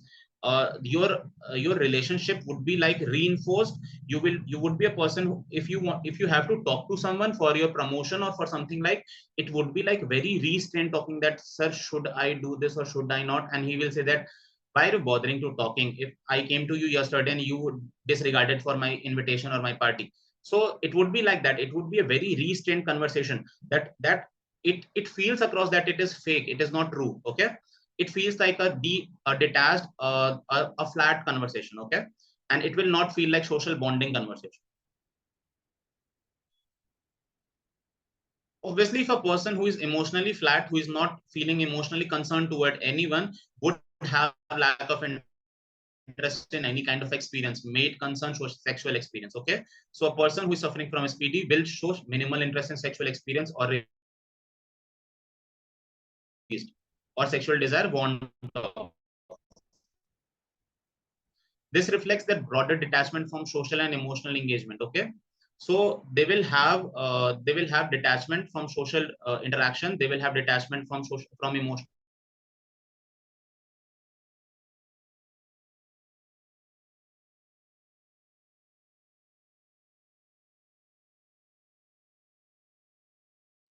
Dr. Manish,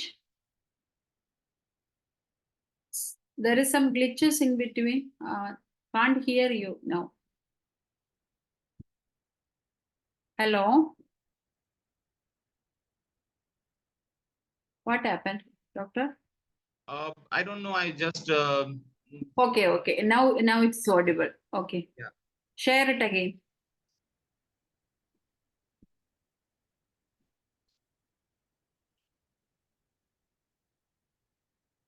Is it visible again? Yes. Okay. So the person who is suffering from who is emotionally flat, obviously he will have a lack of sexual interest, and so the rubric comes in mind is sexual desire decreased. Okay, or sexual desire want of. So what the behavior will come across, they will have lack of libido or lack of interest in sexual activities or avoid sexual relationship altogether. Okay, the impact would be reduced or absent interest in sexual relationship, and obviously it will affect its personal relationship and further contribute to social isolation and emotional distant relationship.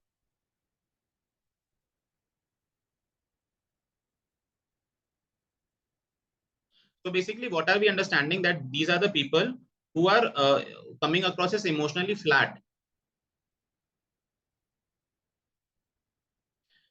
Again, unresponsiveness to criticism or praise. Okay, so since he's emotionally flat, he's indifferent, so obviously what are you criticizing and what are you praising about him, he will not care about it. Okay, if you are saying that he looks beautiful, he'll say that yeah, fine, it's okay, I look beautiful, I don't care about it. And if you say that okay, you look obese or you look fat, then he'll say okay, I don't care about it. So he's very emotionally flat. Since he do not care about anything, so he do not care about criticism also, and he do not care about praise also.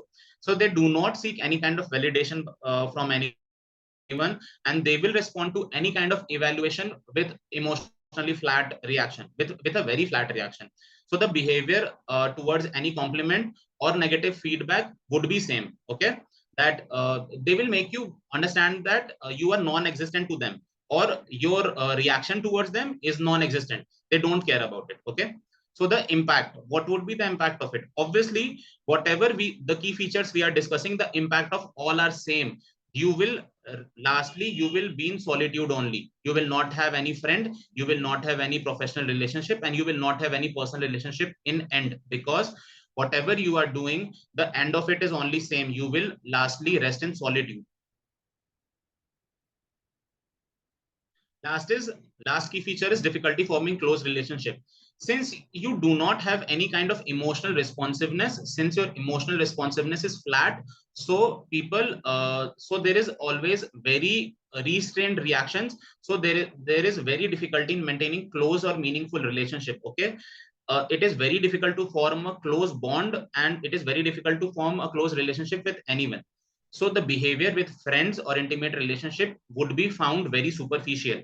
And what would be the impact? A person who is in relationship with you will find that you have a very restrained you have a very restrained emotional experience. You do not express yourself, and that is why he will feel or she will feel isolated. She will feel that that you do not express yourself, and you are not a very good partner to have. Okay, so again, you will end in solitude. So the key features obviously, and with the impact will always be solitude only. Coming to the point, epidemiology. What is the common epidemiology of this?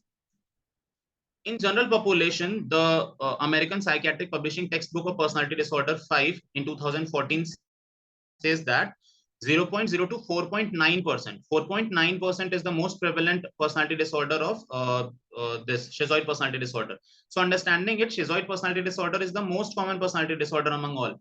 If we try to understand that which personality disorder is most common, histrionic is most common in female, and schizoid personality disorder is overall most common personality disorder because it is 4.9 as per 2014 study. Now, if you understand as per demographic characteristic, the ratio between men and women is 2:1. If two men are suffering from schizoid personality disorder, then one woman is suffering from schizoid personality disorder. This ratio is very much opposite in histrionic personality disorder. And in histrionic personality disorder, 2:1 is female is to male ratio. Okay, and in antisocial personality disorder, the ratio is same. It is 2 for male and 1 for female. Age of onset is early adulthood to persisting over time. In any personality disorder, the personality disorder appears with early adulthood only. Okay, the age which is usually visible is 16, 17, 18, 19, 20 only. So the early adulthood age is usually the very visible time for any kind of personality disorder. Schizoid is also one of them. Comorbidity. Understanding schizoid personality disorder and any personality disorder, we have understood that two personality disorders can be available in one person at a time. Okay, so schizoid can also be comorbid with any other personality disorder. So schizotypal also can be present with schizoid, or paranoid can also be present with schizoid.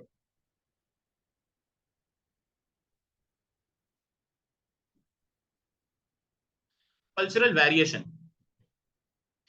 There is very limited evidence which can specify that any cultural evidence or any religion or any caste or any creed can form schizoid personality disorder. Okay, so no cultural variation can cause this. Diagnostic challenges. Schizoid is a very is a disease which you can't diagnose it very easily. Okay, so your only tool which can help is DSM-5 or ICD. Okay, DSM-5 is the only tool, or ICD is the only tool. The classification disease is the only tool which can help you diagnose this. Okay, so the diagnostic criteria is always DSM-5. DSM-5 is the Diagnostic Statistic Manual 5. Okay, that is the most used diagnostic criteria for it. What are the causes of schizoid personality disorder? Always, as we are discussing many personality disorder, schizoid is also the first would be family history. If a mother is suffering from any kind of personality disorder, or father is suffering from any kind of personality disorder, or both, if both are suffering, then 75% are the chances that the offspring is suffering from any kind of personality disorder. If one is suffering, then 50%. If both are suffering, then 75% is the chance that any mental disease will come to the person who is the offspring. So heredity and family history is a very strong association with mental diseases. The next is neurobiological factor. The brain structure and function. If we see this, then obviously we'll understand that abnormalities in prefrontal cortex, limbic system might affect emotional regulation and social interaction. So if a person who has abnormality in prefrontal cortex or in limbic system can have disorders in their mental health. Okay. One study of 20 subjects with either schizoid personality disorder or schizotypal personality disorder found that subjects had structural alteration of pyramidal pathway compared to controls. So if we understand that a study took place in which 20 subjects of schizoid personality disorder and 20 subjects of schizotypal personality disorder were taken into consideration, and in them we understood that the pyramidal pathway of the brain is not normal. Okay, so the pyramidal pathway caused this kind of disorder. Neurotransmitter imbalance is always very important. Obviously, since today's generation is very much what can we say, very much intuitive about their health, very much concerned about their health, so they read about it. Dopamine and serotonin are some kind of neurotransmitter which are very much important in your mental health. Okay, you are happy, you are sad, or you do not want to connect with people, dopamine and serotonin are some kind of neurotransmitter which are very much important in that. Okay, so these are the neurotransmitters which are important in forming relationships.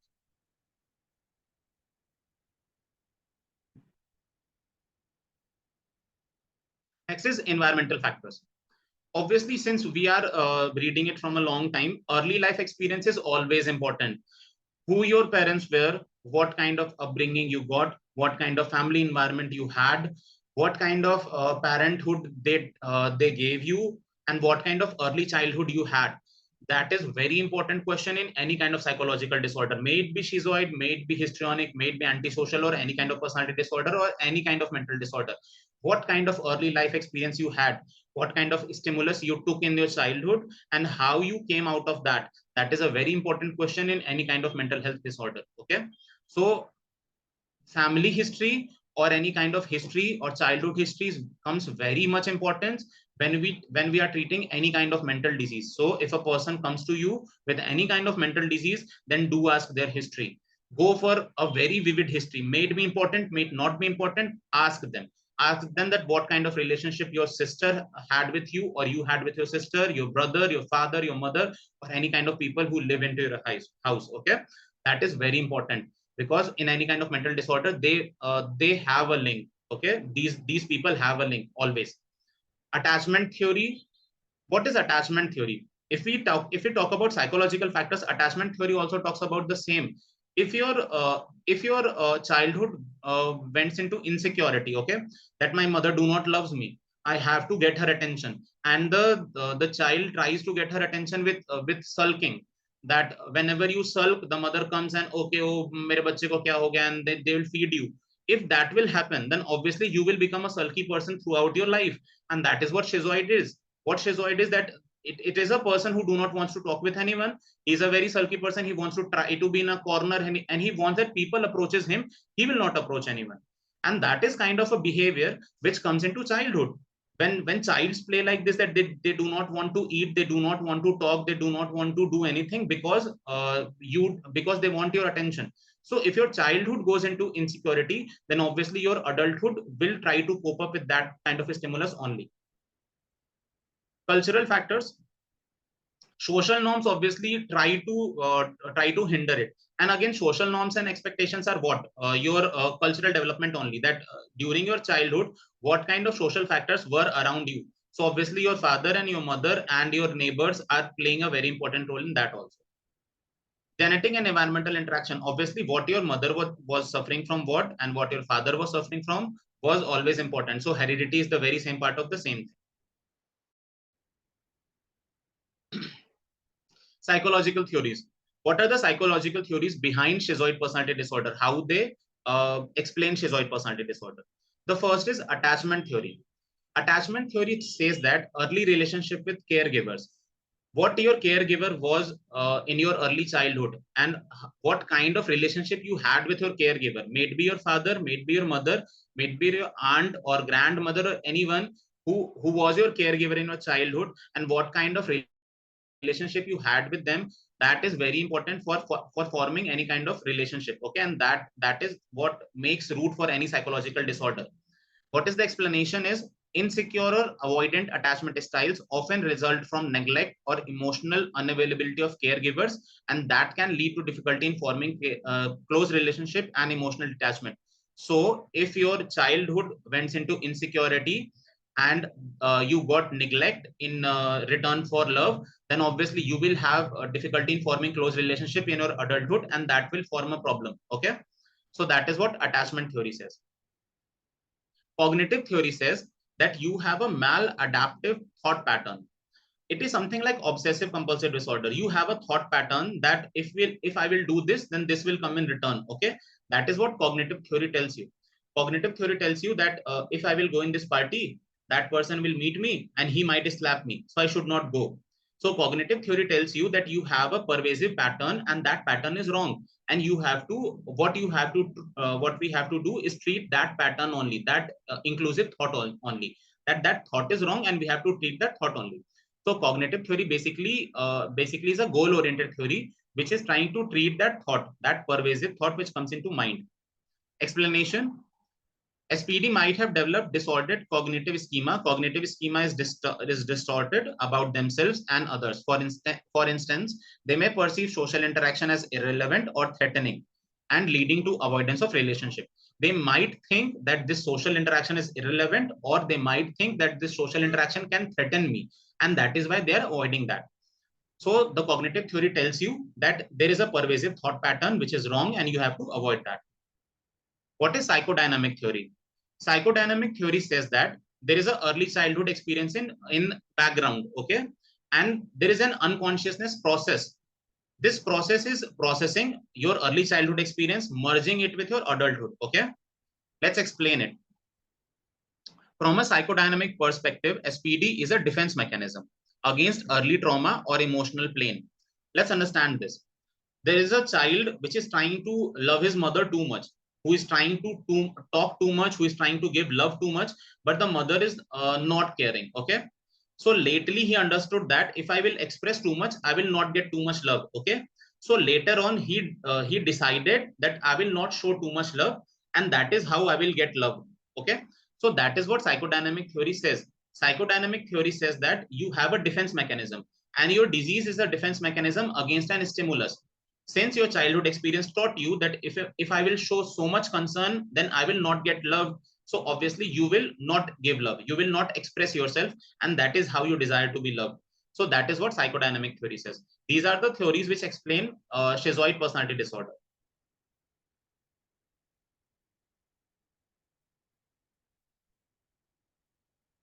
Diagnosis.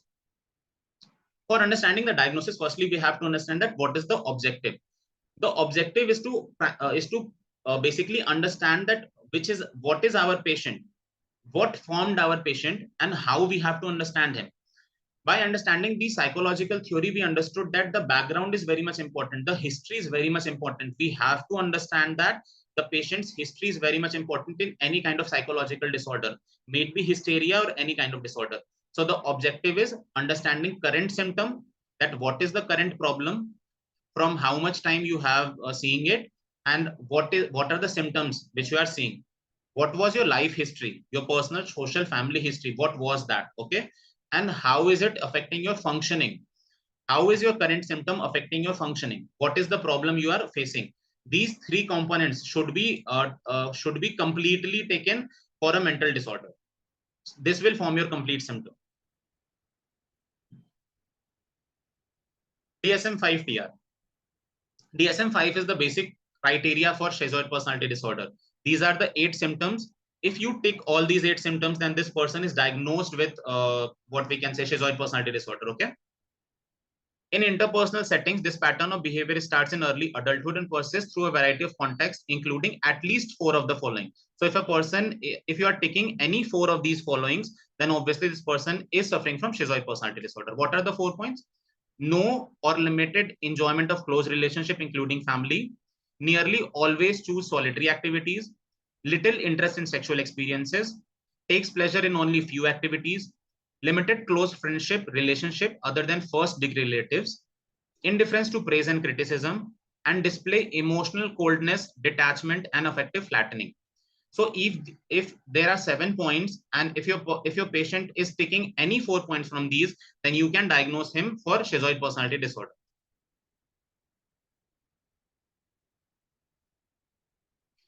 For any kind of disorder, you have to rule out other disorder. In case of schizoid personality disorder, you have to rule out schizotypal personality disorder, autism, and depressive disorders. Because in depression also the person does the same thing. Okay, so you have to kind of rule out other diagnoses too.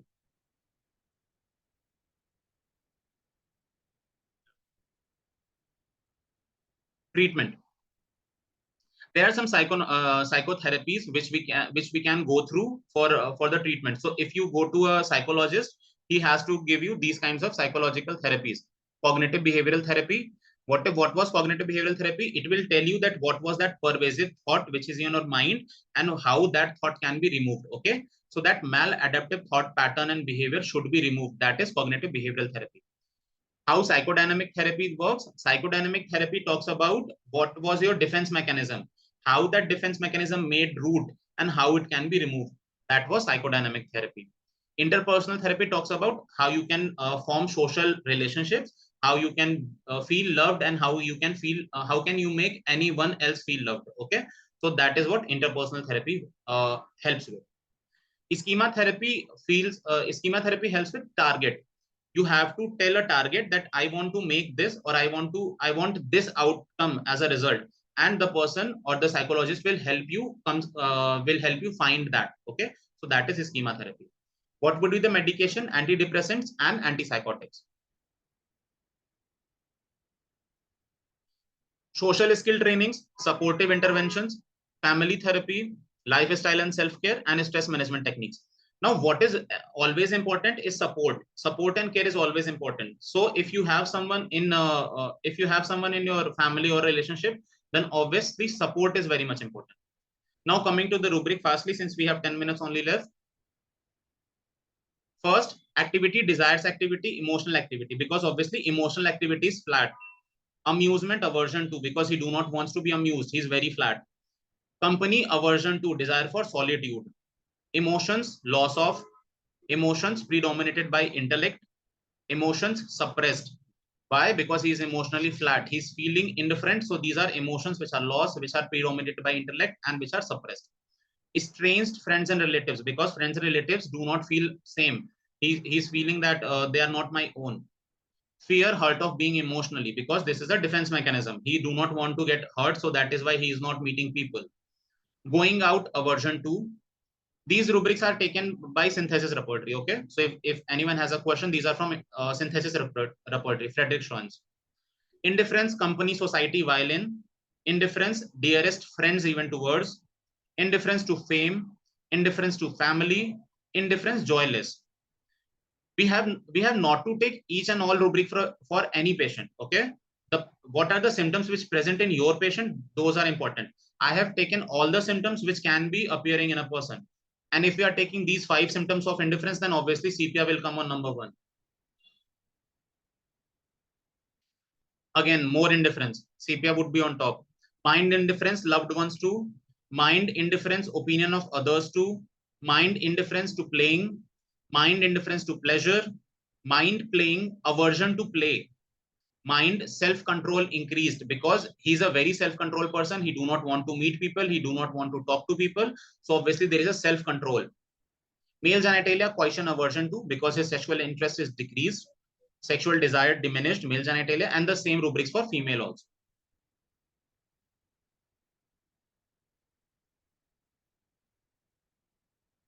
Again, talking about, since we have talked so much about indifference, obviously CPR should have to come on the top.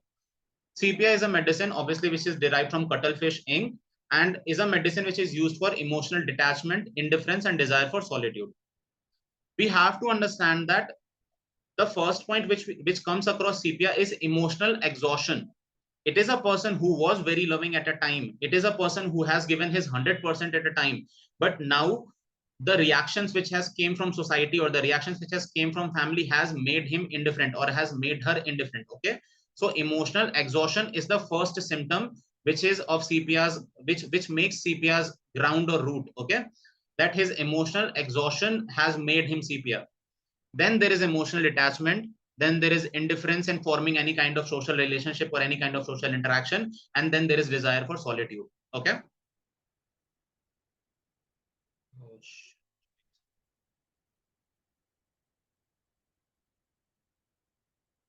Natramure. Since we were talking about a person who lives inside, who is a reserved person, who do not want to talk to people, so obviously Natramure comes into play. Natramure is a remedy which is formed from common salt. Is a remedy used to address a variety of emotional and physical issues derived from sodium chloride and used in homeopathic medicine to treat conditions related to emotional distress, particularly where there are feelings of sadness and isolation. if we have taken rubrics like ailments from grief, ailments from vexation, ailments from disappointed love, if someone has left someone in past and he's not coming out of it, natramur, ignatia, and acid-phos are the first grade remedies in any kind of rubric you have taken. Okay. If we talk about grief, then natramur and ignatia are very important. If we are talking about death of loved ones and after that things are changed, then natramur and ignatia are important. If we are talking about vexation, that someone has shouted on someone and then things have changed, then natramur and stephysagri are important. So these are the medicines which we are regularly talking about grief and sadness. So natramur is also one of them. Grief and sadness is the most important symptom, and there is a very deep-seated grief and sadness.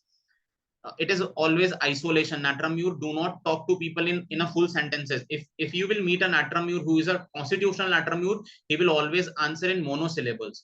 He will never answer in a complete sentence. He will try to answer in one word, that yes, everything is going fine, yes, I'm good, yes.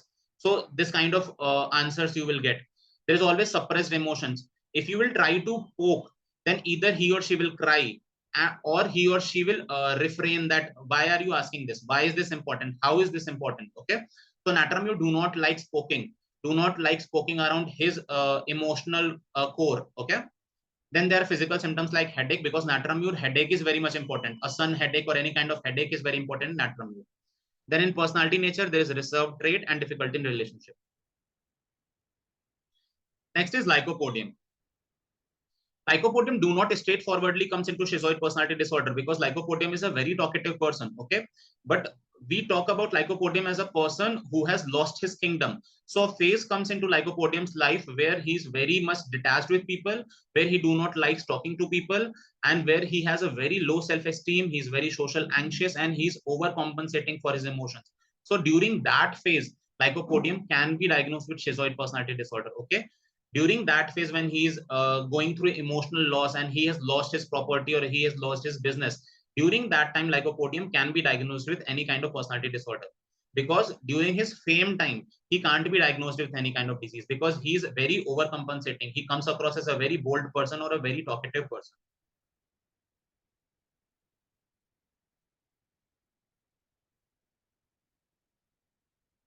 Then we have two rare remedies. The first is heroinum. Why heronium? Heronium is a medicine which is formed from heron, especially Ardea herodias species. Okay. It has very much emotional symptoms. The first is indifference. Indifference for any kind of social responsiveness, indifference towards any kind of emotional attachment, and a lack of responsiveness. Because this medicine is heronium, he do not wants to talk to anyone. He do not want to respond to anyone. So he's answering unable to. The rubric is answering unable to. He do not want to answer your questions. He just want to be in himself. He wants to be isolated. So he show tendencies of social withdrawal and preference for solitude. The first two key features which we had in schizoid personality disorder. The behavioral traits would be reserved nature and emotional withdrawal. The physical symptoms which could be associated with this could be digestive issues or fatigue. The last rare medicine of the day is positronium. Why positronium? Because positronium is derived from the theoretical concept of positronium. Okay. If we talk about key characteristics of positronium, there is emotional symptoms of internal conflict, an internal conflict of duality. We were talking about many psychological theories. Okay. So there was a duality that I was giving love, but I was not reciprocated with love. Okay. So there is always duality, that should I give love, should I not give love. Okay. So schizoid personality comes in that he wants to give love, he wants to emotionally express, but he's trying to hold it. He's trying to hold that emotion. That is where positronium comes into play. That is all for the day. Thank you very much. We still have 3 minutes left. So if there is a question, so please go ahead. Thank you, Doctor. We have 3 minutes. If anyone have question, you can ask. It was an excellent session. Really interesting topic. And we have to finish more regarding this, right? It's a continuous. Yeah, there is. We have schizotypal personality disorder left, and then there is an type C personality disorder. There are 2 more left. So we have 3 more sessions to go for this. Yeah, but one request I have to say to you, we will take another session. Please make your You are running. So Okay. make it slow. So Okay. anyway, our IFPH forum is lifelong. It is, so we can take one by one. You can take slowly. Okay, sure. Anyone have questions? I think it is only 2 minutes, right? Yeah. Please self-talk regularly, nonsense talk. They might have asking about the remedy, right? I don't know. Dr. Raman Dhawan. Yeah, Raman Dhawan. Patient self-talk regularly, nonsense talks. Self-talking is a rubric. If you take that, just a second. In synthesis, there is a rubric self-talking. Patient talks to self. There is a rubric for that. But these kind of personality disorder are, I mean, familial, right? I mean, from congenital, no? It will trigger in some action. Otherwise, it is from the birth, I mean, from the childhood onwards, no? It's in schizoid, if you're talking about personality disorder, they are usually coming from a childhood, they are coming from childhood insecurities, okay? If a person is there who is not getting too much love or not getting too much affection, or he's trying to get too much love and he's not getting that affection in return, that will try to hamper that, okay? So there was something in background, but what caused it is a stimulus which was given by the parent or the caregiver or something like a tragedy or accident which happened in background. Trigger. That will trigger the condition, right? That will trigger the condition. Otherwise, if a normal person, I mean, normal personality doesn't suddenly affect this kind of I mean, personality disorders, right? Yeah. So there is this rubric, mind talking to himself. The first remedies are Athusa, Antimtart, Aurum metallicum, Hyoscyamus, Calibacrum, and Cephisagria. And if you are saying that he's talking only when alone, then there are only 4 remedies in that: Lachesis, Nux vomica, Plumbum metallicum, and Stamonium. So there are rubrics for this if you want to take this symptom in consideration. The rubrics itself is self-talk, right? Yeah. Self-talk. The rubric is mind talking to himself. Talking to himself. Yeah. After suicide attempt, so there is this rubric also, mind suicidal disposition or mind suicide. You take that rubric and then also that will help you into making a repertory sheet. Okay, Dr. Ram Parvesha, what do you want to ask? I think the time finished, even though you can ask. Thank you, Dr. Andini and Dr. MANISH Singh AZAD. Congratulations. Very nice presentation. Excellent session. Excellent session. Schizoid personality disorder. Like every personality disorder is a very nice, good describe the personality disorder.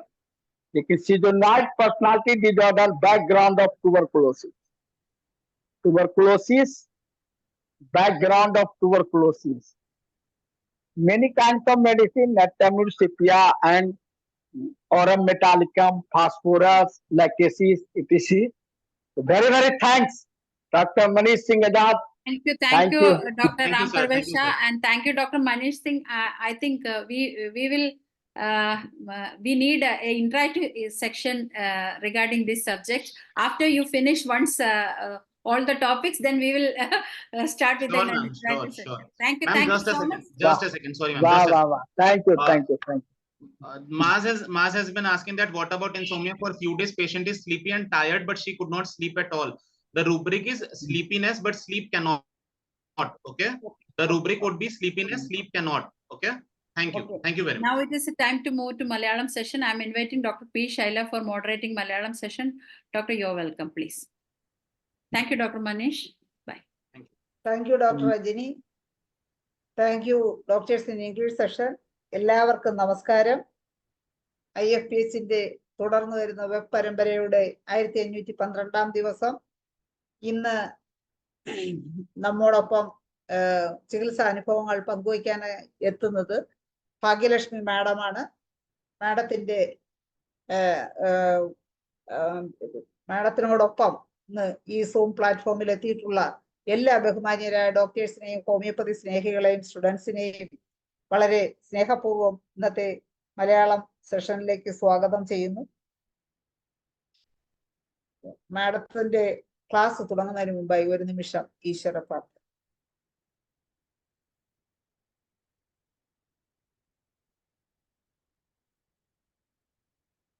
നന്ദി. ഭാഗ്യലക്ഷ്മി മാഡത്തിനെ പ്രത്യേകിച്ച് പരിചയപ്പെടുത്തേണ്ടതായിട്ടില്ല. നമുക്ക് ഒരുപാട് ക്ലാസ്സുകൾ madam ഇതിനകം നമുക്ക് class എടുത്തിട്ടുണ്ട്.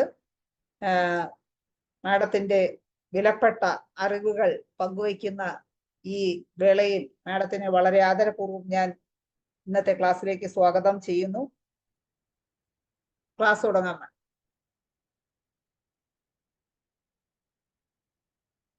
Co-host ആണ് മാഡം. ഒന്ന് അൺമ്യൂട്ട് ചെയ്യണേ. Thank you. Okay, thank you Shaila. ഞാൻ ഇന്നത്തെ എൻ്റെ ക്ലാസ് തുടങ്ങുന്നതിന് മുമ്പ് എൻ്റെ എല്ലാ ഗുരുക്കളെയും ഒന്ന് അവരുടെ എല്ലാം പാതാരവിന്ദങ്ങളിൽ ഒന്ന് ഒരു പ്രണാമം അർപ്പിച്ചുകൊണ്ട് എൻ്റെ ഇന്നത്തെ ക്ലാസ് തുടങ്ങട്ടെ. പ്രത്യേകിച്ച് സബ്ജക്റ്റ് ആയിട്ടൊന്നും പറയുന്നില്ല ഞാൻ, എങ്കിലും ഞാൻ ഇന്ന് ഇവിടെ എന്ത് പറയണമെന്ന് വിചാരിച്ച പെട്ടെന്ന് ഒരു പുസ്തകം തുറന്നപ്പോൾ കിട്ടിയത് നമ്മുടെ അബ്ഡമിനൽ സെക്ഷനാണ്. അപ്പൊ അതിനകത്ത് ഞാൻ നോക്കിയപ്പോൾ സർജിക്കൽ ഡിസീസസ് എങ്ങനെ നമുക്ക് മാനേജ് ചെയ്യാം. ഹോമിയോപ്പതിയിൽ സർജിക്കൽ പ്യുവർലി സർജിക്കൽ ഡിസീസ് എന്ന് പറയുന്ന ചില കണ്ടീഷൻസിനെ നമ്മളുടെ മെഡിസിൻ കൊണ്ട് നമുക്ക് നല്ലോണം മാനേജ് ചെയ്യാൻ ഒക്കും. അത് അബ്ഡമൻ കണ്ടീഷൻസിന്റെ കാര്യം പറയാനാണെങ്കിൽ പിന്നെ നമുക്ക് ഏറ്റവും കൂടുതൽ ഇത് തരുന്ന ഒരു കേസുകളാണ്. അതിൽ ഏറ്റവും ഇതായിട്ടുള്ളതാണ് 2-3 കണ്ടീഷൻസ് ഉണ്ട്. പിന്നെ ഹെർണിയ, പിന്നെ ഇൻഡുസെപ്ഷൻ, ഇൻഡസ്റ്റൈനൽ ഒബ്സ്ട്രക്ഷൻ തുടങ്ങി ഇങ്ങനെയൊക്കെയുള്ള ഈ കേസസിലൊക്കെ നമുക്ക് ട്രീറ്റ്മെന്റ് ഉണ്ട്. അതുപോലെ തന്നെ അക്യൂട്ട് അപ്പൻഡിസൈറ്റിസ്, അതുപോലെ പിന്നെ ഈ എന്താ പറയാ പെരിട്ടോണൈറ്റിസ്, ഇങ്ങനെയൊക്കെയുള്ള കുറച്ച് കാര്യങ്ങളെല്ലാം നമുക്ക് ട്രീറ്റ് ചെയ്ത് മാറ്റാൻ ഒക്കുന്നതാണ്. അവർ പറയും അത് പ്യുവർലി സർജിക്കലാണ്. പക്ഷെ ആദ്യത്തെ സമയങ്ങളിലൊക്കെ നമുക്ക് കിട്ടുവാണെങ്കിൽ തീർച്ചയായിട്ടും നമുക്ക് ഈ കേസ് നമുക്ക് നമ്മുടെ മെഡിസിൻസ് കൊണ്ട് മാറ്റിയെടുക്കാൻ പറ്റും. അതിലൊന്ന് ഹെർണിയ.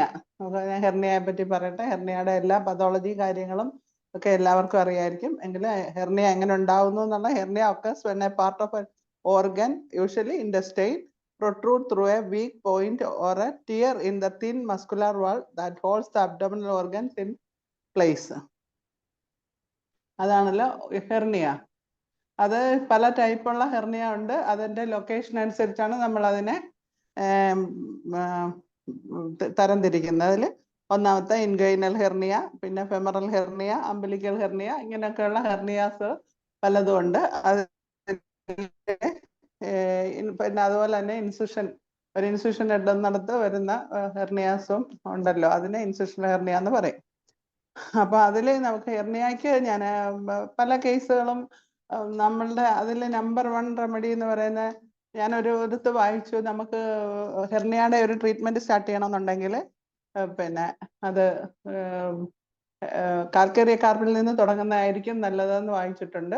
പക്ഷെ ഞാൻ അത് കൊടുത്തും അല്ലാതെ തന്നെയും ഉള്ളത് നെക്സോമിക്കയിലും നമ്മുടെ ലൈക്കോപോഡിയ, ഈ 2 മരുന്ന് കൊണ്ടാണ് ഞാൻ ഒരുപാട് ഹെർണിയ ട്രീറ്റ് ചെയ്തിട്ടുള്ളത്. അതിലെനിക്ക് ഞാനൊരു 7 വയസ്സായ ഒരു കുട്ടി ഇൻഗൈനൽ ഹെർണിയ തന്നെയാണ്, അത് ലെഫ്റ്റിലായിരുന്നു തുടങ്ങിയിരുന്നത്. ഞാനത് കുട്ടിക്ക് നെക്സോമിക്ക 10 മാത്രം കൊടുത്ത് ആ ഹെർണിയ ട്രീറ്റ് ചെയ്ത് നല്ല പുള്ളി, അവർ സർജറി പറഞ്ഞൊരു കേസായിരുന്നു. അത് നല്ല നെക്സോമിക്ക നന്നായിട്ട് അതിൽ ആക്ട് ചെയ്തിട്ടുണ്ട്. അപ്പം നല്ല ഒരു മെഡിസിനാണ് നെക്സോമിക്ക. അതുപോലെ തന്നെ അത് കഴിഞ്ഞ് ഈ ആദ്യം പറയുന്നത് ലൈക്കോപോഡിയം കൊടുക്കണമെന്നാണ്. ലൈക്കോപോഡിയം ഫെയിൽ ചെയ്യുന്നെങ്കിൽ മാത്രം നെക്സോമിക്ക. പക്ഷെ എനിക്ക് ആ കുട്ടിക്ക് ആദ്യം കൊടുത്തത് നെക്സോമിക്ക് തന്നെയാണ്. എനിക്ക് അതിന്റെ സിംറ്റംസ് എല്ലാം പേഷ്യന്റിന്റെ കുറച്ച് കുട്ടികളാണ് എങ്കിലും അതിന്റെ ബാക്കിയൊക്കെ ഉള്ള നോക്കിയപ്പോൾ എനിക്ക് നെക്സ് തന്നെ കൊടുക്കണമെന്ന് തോന്നി. അങ്ങനെ ഞാൻ കൊടുത്തതാണ്. അതിൽ ആ കേസ് നന്നായിട്ട് മാറ്റിയെടുക്കാൻ പറ്റിയിട്ടുണ്ട് അംബിലിക്കൽ ഹെർണിയയിൽ. അതുപോലെ തന്നെ umbilical hernia in children and വിമൻസിലാണെങ്കിൽ കാൽക്കേറിയ കാർബ നല്ല ആക്ഷൻ കിട്ടും. അതുപോലെ റൈറ്റ് സൈഡ് ലിംഗൈനൽ ഹെർണിയനാണെങ്കിൽ വിത്ത് ഓർ വിത്തൗട്ട് പെയിൻ ആണെങ്കിൽ ലൈക്കോപോഡിയം കൊടുക്കാം. പിന്നെ കൺജനിറ്റൽ ഹെർണിയ എനിക്കൊരു കേസ് ഉണ്ടായിരുന്നു. കൺജനിറ്റൽ ഹെർണിയക്ക് നമ്മൾ ഏറ്റവും കൂടുതൽ നന്നായിട്ട് നമുക്ക് ട്രീറ്റ് ചെയ്യാൻ പറ്റിയ ഒരു സംഭവം എന്ന് പറയുന്നത് സ്കോർട്ടത്തിലായിരുന്നു. Congenital hernia സ്കോർട്ടമായിരുന്നു. അതിൽ പിന്നെ മാഗ്നീഷ്യം മ്യൂറ് ആ മെഡിസിൻ കൊണ്ട് അത് 30 ആണ്, റിപ്പീറ്റഡ് ഡോസ് കൊടുത്തു. അപ്പോൾ ഫുള്ളി മാറ്റം വന്നോന്ന് ചോദിച്ചാൽ നല്ല ഇപ്പൊ വന്നു. പിന്നെ അത് കഴിഞ്ഞിട്ട് പിന്നെ കുറച്ച് ദിവസം അത് ട്രീറ്റ് ചെയ്ത് അതിന്റെ സൈസും ഇതും റെഡ്യൂസ് ചെയ്ത് കഴിഞ്ഞ് വന്നപ്പോഴത്തേക്കും പിന്നെ ഞാനത് തൂജ കൊടുത്തു. തൂജയിൽ നല്ല വ്യത്യാസം ഉണ്ടായി. അത് ആ രണ്ടും കൺജനിറ്റൽ ഹെർണിയ വെച്ചിട്ട് എനിക്ക് ആ ഒരു കേസ് അതൊരു 3 വയസ്സ് പ്രായമുള്ള ഒരു കുട്ടിയായിരുന്നു. മാഗ്നൂറും തൂജയും കൊണ്ട് നമുക്ക് ആ കേസ് ട്രീറ്റ് ചെയ്ത് മാറ്റാൻ പറ്റി. പിന്നെ സാധാരണഗതിയിൽ നെക്സും വരാം. ഈ നെക്സ് ഒക്കെ ട്രീറ്റ് ചെയ്താൽ നെക്സിൽ കേസ് കുറവില്ല എന്ന് കണ്ടു കഴിഞ്ഞാൽ നമുക്കതിൽ കോക്കുലസിലേക്ക് പോകാം. കോക്കുലസ് നല്ല മെഡിസിനാണ്. നന്നായിട്ട് നമുക്ക് കോക്കുലസിനെ ഈ ഏത് ഇതിലായാലും പെയിൻ ഉണ്ടെങ്കിൽ അത് എസ്പെഷ്യലി അംബിലിക്കൽ ഹെർണിയയിൽ നല്ല പെയിൻ വന്നു കഴിഞ്ഞാൽ നമുക്ക് കൊടുക്കാവുന്ന ഒരു മരുന്നാണ് ഈ കോക്കുലസ് കൊണ്ട്. അത് കഴിയുമ്പോൾ പെറമെറ്റും കൊടുക്കാം. പെറമെറ്റിലും നമുക്ക് ഇതിന്റെ പെയിനും ഇതും മാറ്റിയെടുക്കാൻ പറ്റും. പിന്നെ നമുക്ക് വേറെ ഈ ഇതിൽ ഒരു ഇമ്പോർട്ടൻ്റ് ആയിട്ടുള്ള ഒരു റെമഡിയാണ് എസ്കുലസ്. അബ്ഡോമിനൽ ഹെർണിയ വന്നു കഴിഞ്ഞാൽ അതിൽ ഏറ്റവും കൂടുതൽ നല്ല റിസൾട്ട് കിട്ടുന്ന ഒരു റെമഡിയാണ് എസ്കുലസ്. അപ്പം ആ എസ്കുലസ് കോക്കുലസ് പിന്നെ ഏതാ പറഞ്ഞു? ഏതോ എസ്കുലസ്, കോക്കുലസ്, പിന്നെ പെറമെറ്റ് ഈ 3 മെഡിസിനിലും നല്ല ആക്ഷൻ കിട്ടും. പിന്നെ ഹൈപ്പോട്ടൻസി ആണോ മാഡം ഉപയോഗിക്കുന്നത്? അല്ല, മാഗ്നൂറൊക്കെ കൊടുത്തിരിക്കുന്നത് പിന്നെ 30 പൊട്ടൻസിയിലാണ്. 30 കൊടുത്തിട്ട് അത് ഇങ്ങോട്ട് വന്നിട്ട് അവസാനം വരുമ്പോ ഞാൻ തൂജ കൊടുക്കാറുണ്ട്. അംബിലിക്കൽ ഹെർണിയക്ക് എസ്കുലസ് ഒക്കെ ഏത് പൊട്ടൻസി ഉപയോഗിക്കും? എസ്കുലസ് പിന്നെ അംബിലിക്കലിന്റെ അല്ല, ഇൻഗൈനൽ ഹെർണിയക്ക്. ഇൻഗൈനൽ ഹെർണിയക്ക് നല്ല ആക്ഷനാണ്. നന്നായിട്ട് നമുക്ക് പെയിൻ ഉണ്ടെങ്കിലും ഇല്ലെങ്കിലും എസ്കുലസ് കൊടുക്കാം. ഇൻഗൈനൽ ഹെർണിയയുടെ മറ്റേത് ഇപ്പൊ ഞാൻ ഈ പറഞ്ഞതിനകത്ത് അംബിലിക്കൽ ഹെർണിയ കൊണ്ട് പിന്നെ ഇൻഗൈനൽ ഹെർണിയയ്ക്കും ഉണ്ട്. ഇൻഗൈനൽ ഹെർണിയ പറയുമ്പോഴും അതിനകത്ത് നക്സോമിക്കായും ലൈക്കോപോഡിയം എല്ലാം അതിനകത്തും വരും. അതുപോലെ തന്നെ അംബിലിക്കലിനകത്തും വരും. ഈ 2 ഇതിനകത്ത് ഹെർണിയയുടെ ഇതിനകത്ത് നമുക്ക് ഏറ്റവും കൂടുതൽ നെക്സ് തന്നെയാണ് എനിക്ക് ഇതായിട്ട്. കുഞ്ഞു പിള്ളേർക്ക് കുഞ്ഞു ബാബകൾക്ക് പോലും നല്ലപോലെ കരയുമ്പോഴൊക്കെ പൊക്കിള് വീർത്ത് നല്ലപോലെ ഹെർണിയ വരുന്ന നെക്സോമിക്ക 200 ഒരു ഡോസ് കൊടുത്താൽ മതി. അതിൽ നമുക്ക് കുട്ടികൾക്ക് ഇതായിട്ട് കിട്ടും, നല്ല ആക്ഷൻ കിട്ടും. പിന്നെ അതുപോലെ തന്നെ അതുപോലെ ഒരു മെഡിസിനാണ് ഗ്രനേറ്റ്. അംബിലിക്കൽ ഹെർണിയക്ക് പിന്നെ പെയിൻ വന്നു കഴിഞ്ഞാൽ കോക്കുലസിനേക്കാൾ കൊച്ചുകുട്ടികൾക്കാണെങ്കിൽ ഗ്രനേറ്റം നല്ല ആക്ഷൻ ഉണ്ടാവും. പെയിനേ ഇല്ലെങ്കിലോ? പിന്നെ സ്ട്രാങ്കുലേഷൻ. എന്തോ പെയിൻ ഇല്ലെങ്കിലോ? എന്താ ശൈല? പെയിൻ ഇല്ലെങ്കിൽ പെയിനേ ഇല്ല എന്നാലോ? പെയിനേ ഇല്ലെങ്കിൽ ഞാൻ എക്സാമൊക്കെ കൊടുക്കാം. ഗ്യാസ് കൂടുതൽ കൊണ്ട് ഈ കോളിക്ക് പിള്ളേർക്കൊക്കെ ആണെങ്കിൽ കൂടുതൽ കോളിക്കും വൈകുന്നേരങ്ങളിൽ കരച്ചിലും ഒക്കെ ആണെങ്കിൽ ലൈക്കോപോഡിയം കൊടുക്കാം. നമുക്ക് അങ്ങനെ ഉണ്ട് ഒരു ഇതേ നമുക്ക് അങ്ങനെ ആ ഒരു രീതിയിൽ അങ്ങനെയാണ് നമ്മൾ കാറ്റഗറൈസ് ചെയ്യുന്നത്. പെയിൻ ഉള്ളതും പെയിൻലെസ്സും പെയിൻഫുള്ളും എന്നുള്ള. പെയിൻഫുള്ളാണെങ്കിൽ 2 മരുന്നാണ് ഏറ്റവും കൂടുതൽ ഇതായിട്ടുള്ളത്. പിന്നെ കോക്കുലസും ഗ്രനേറ്റും ഫെറമെറ്റും ആണ്. ഈ ഫെറമെറ്റ് ഞാനൊരു വീക്കിലിയിൽ നമ്മുടെ ഒരു മാഗസൈനിൽ വായിച്ചതാണ്. പെയിൻഫുൾ ഇതാണ് നല്ലതാണ്. ഞാൻ പക്ഷെ അത് മെഡിസിൻ ബുക്കിലൊക്കെ തപ്പിയിട്ട് അങ്ങനെ അതിലൊക്കെ കിട്ടിയില്ല. പക്ഷെ എനിക്കത് ആ ഒരു പഴയ ഒരു നാഷണൽ ജേർണൽ ഓഫ് ഹോമിയോപ്പത്തിനകത്ത് കിടന്ന് കിട്ടിയതാണ്. അത് പണ്ട് കിട്ടിയ ഒരു ടിപ്സാണ്. അപ്പൊ ഞാൻ അതിനകത്ത് നോക്കുമ്പോൾ എനിക്ക് നല്ല ആക്ഷൻ കിട്ടിയിട്ടുണ്ട് ആ മെഡിസിനിൽ. പിന്നെ അത് ഞാൻ പിന്നെ എനിക്ക് ഇതുപോലെ തന്നെ ഈ നിന്റെ ഹെർണിയയുടെ സാധാരണ നമുക്ക് ഇതായിട്ടുള്ള ഒരു കേസസിലെല്ലാം നമുക്ക് നന്നായിട്ട് ഒരു ട്രീറ്റ് ചെയ്യാൻ പറ്റിയ ഒരു കേസ് ഞാനിപ്പോൾ ഇവിടെ പറയാം. ഒരു 58 ഇയേഴ്സ് ഉള്ള ഒരു ടീച്ചർ, അവർ റിട്ടയർഡ് പ്രിൻസിപ്പൾ ആയിരുന്നു. അവർ എൻ്റെ അടുത്ത് വരുമ്പോൾ അവർ 3 പ്രാവശ്യം അംബിലിക്കൽ ഹെർണിയ സർജറി ചെയ്തതാണ്. അപ്പൊ അവർക്ക് ആ പേഷ്യന്റിന് അങ്ങ് ഇതായിപ്പോയി, സൈനസ് വന്നു പോയി, റെമറ്റ് പൊട്ടൻസി 200. അപ്പൊ ആ പേഷ്യന്റ് പിന്നെ വല്ലാതെ ഈ ഇതിന്റെ ഇതായിട്ട് ബുദ്ധിമുട്ടിക്കൊണ്ടിരുന്നതാണ്. ആ പേഷ്യന്റിന്റെ പിന്നെ എല്ലാ ദിവസവും അവർക്ക് പൊക്കിള് പിന്നെ ഡ്രസ് ചെയ്ത് വെച്ചേ നടക്കാൻ വെക്കുള്ളൂ. എന്നും ഊസിങ് ആണ് അവർക്ക്. ഊസിങ് ഇല്ലാത്ത ഒരു ദിവസം ഇല്ല. എൻ്റെ അടുത്ത് വന്നത് ഇങ്ങനെ വല്ലതും ചെയ്തു തരാൻ പറ്റുമോ ഡോക്ടറെ എന്നും പറഞ്ഞാണ് വന്നത്. എന്നും എനിക്കിത് പൊക്കിക്കൊണ്ട് രാവിലെ ആകുമ്പോൾ എനിക്കിതൊരു വലിയ ജോലിയാണ്. എന്നും ഡ്രസ് ചെയ്യണം. ഡ്രസ് ചെയ്ത് പ്ലാസ്റ്റർ ഒട്ടിച്ചാണ് നടക്കുന്നത്. അപ്പൊ അത് പിന്നെ അത് ആ ഒരു ഇതിനകത്തുനിന്നാണ് വന്നത്.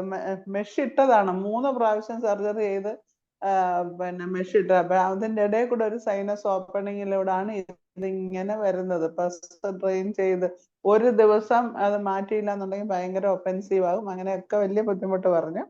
അപ്പൊ ഞാൻ ഒന്ന് സ്കാൻ ചെയ്യിച്ചപ്പോ അതിനകത്ത് കിട്ടിയ case of obstructed incisional hernia post mesh repair ഒക്കെയാണ് ചെയ്തിരിക്കുന്നത് അവര്. അപ്പം സൂപ്പർഫിഷ്യലി മെഷ് ഉണ്ട്, but just beneath the subcutaneous fat which increased vascularity and extending to the right external sinus opening എന്നാണ് അതിനകത്ത് ഒരു റിസൾട്ട് തന്നത്. ഞാൻ പിന്നെ ഒരു കാര്യം ചെയ്യിച്ചു, ഞാൻ പസ് ഒന്ന് ടെസ്റ്റ് ചെയ്യിപ്പിച്ച്. അപ്പൊ അതിനകത്ത് സ്റ്റെഫൈലോകോക്സിൻ ആയിരുന്നു. അത് കണ്ടു കഴിഞ്ഞപ്പോൾ ഞാൻ പിന്നെ ആ ഒരു രീതിയിലും പിന്നെ നമ്മുടെ സൈനസ് ഫിസ്റ്റുല ഓപ്പണിങ് അതൊക്കെ കൂടെ ഒക്കെ നോക്കിക്കൊണ്ട് ഞാൻ അതില് പിന്നെ ടീച്ചർക്ക് കൊടുത്ത മരുന്ന് ഫസ്റ്റിലെ ട്യൂബർകുലിനം CM ഒരു ഡോസ് കൊടുത്തു. CM കൊടുത്തതിന് ശേഷം സ്റ്റെഫൈലോകോക്സിനും പിന്നെ അതില് നമ്മൾ ഈ എപ്പോഴും നേവലിൽ കൂടെ ഇത് വരുന്ന കുട്ടികളുടെ കുഞ്ഞു കുട്ടികൾക്ക് നേവലിൽ പിന്നെ എപ്പോഴും ഊസിങ് ആണോ എന്നും പറഞ്ഞിട്ട് ആ റൂബ്രിക്സ് വെച്ചിട്ട് അതിനകത്താണെങ്കിൽ അബ്രോട്ടാനം പറയുന്നുണ്ടായിരുന്നു. ഞാനപ്പോൾ അബ്രോട്ടാനോ കാൽക്കേറിയഫോസ് ഈ 2 മെഡിസിനാണ് ഈ കുട്ടികളുടെ നേവലിൽ കൂടെ പിന്നെ പസ്സും ബ്ലഡി ഊസിങ് ഒക്കെ കണ്ടു കഴിഞ്ഞാൽ കൊടുക്കാവുന്ന മരുന്നിന്റെ ഈ 2 മരുന്നാണ് നമ്മൾ റെപ്പർട്ടറി പറയുന്നതിൽ. അതിൽ അബ്രോട്ടാനം ഞാൻ 200ഉം സ്റ്റെഫൈലോകോക്സിൻ 200 പിന്നെ കാൽക്കേറിയഫോസ് 1 ഈ 3 മരുന്നും. കാൽക്കേറിയഫോസ് 1 ഒരു വീക്കിലി ടോയ്സ് അങ്ങനെ കൊടുത്തു. മറ്റേ 2 റിപ്പീറ്റഡ് ആയിട്ട് രാവിലെ ഒരെണ്ണം മറ്റേതൊരെണ്ണം വൈകിട്ട് അങ്ങനെ റിപ്പീറ്റഡ് ആയിട്ട് കൊടുത്തു. അവരുടെ പസ് വരവ് ഭയങ്കരമായിട്ട് അങ്ങ് മാറി. കുറെ ആ സ്മെല്ലൊക്കെ വരെ ഡ്രസ്സിങ് പിന്നെ ആദ്യം 2 ദിവസത്തിലൊരിക്കൽ 3 ദിവസത്തിലൊരിക്കൽ അങ്ങനെ മാറ്റി. എന്തായാലും ആ സൈനസ് ഓപ്പണിങ് അങ്ങ് മൂടി കിട്ടി. അപ്പൊ നമ്മൾ അത് അവർ ഇനിയും സർജറി 3 പ്രാവശ്യം സർജറി ചെയ്തതാണ്. അപ്പൊ ഒന്നുകൂടെ സർജറി വേണ്ടി വരും എന്നൊക്കെ പറഞ്ഞ കേസ് നമ്മൾ ഇതുപോലെ കറക്റ്റായിട്ട് ആ സ്റ്റെഫൈലോകോക്സിൻ കൊടുത്തു. എന്നിട്ട് ഞാൻ ആ ഡ്രസ് ചെയ്യാൻ അവിടെ സ്റ്റെഫൈലോകോക്സിൻ തന്നെ കൊടുത്തു. 200 പൊട്ടൻസി അവസാനം ഒരു ഇത് അതൊഴിച്ച് ചെയ്യാൻ പറഞ്ഞു. അങ്ങനെ ആ ഒരു ഡ്രസ്സിങ്ങും കൂടെ വന്നപ്പോൾ ആ ഏരിയയിലുള്ള സ്റ്റെഫൈലോകോക്സിൻ അത് ചിലപ്പോൾ നമ്മുടെ ഏത് ഡ്രസ്സിങ്ങിലായാലും ശരിയാകുമായിരുന്നിരിക്കും. പക്ഷെ ഞാനത് സ്റ്റെഫൈലോകോക്സിൻ കൊടുത്താണ് ആ ഡ്രസ്സിങ് നടത്തിയതും പിന്നെ ഇത് ചെയ്തത്. അങ്ങനെ എന്തായാലും ആ ഒരു കേസ് അതങ്ങനെ കുറച്ചെടുക്കാൻ പറ്റി. പിന്നെ ഉള്ള അടുത്ത സംഭവം എന്ന് പറയുന്നത് നമുക്ക് ഇൻറ്റസ്റ്റൈനൽ ഒബ്സ്ട്രക്ഷൻ അല്ലേ. ഒബ്സ്ട്രക്ഷൻ നമുക്ക് അതെങ്ങനെ വരും എന്ന് ചോദിച്ചാൽ partial or complete blockage of the bowel that result in the failure of intestinal contents to pass through. അപ്പൊ അത് ബ്ലോക്കേജ് വരുന്നതാണല്ലോ. അപ്പൊ ആ ബ്ലോക്കേജിന് ഒരു മിനിറ്റ് ടബാക്കം അപ്പൊ അത് സോറി കേട്ടോ. അപ്പം പറഞ്ഞിരുന്നത്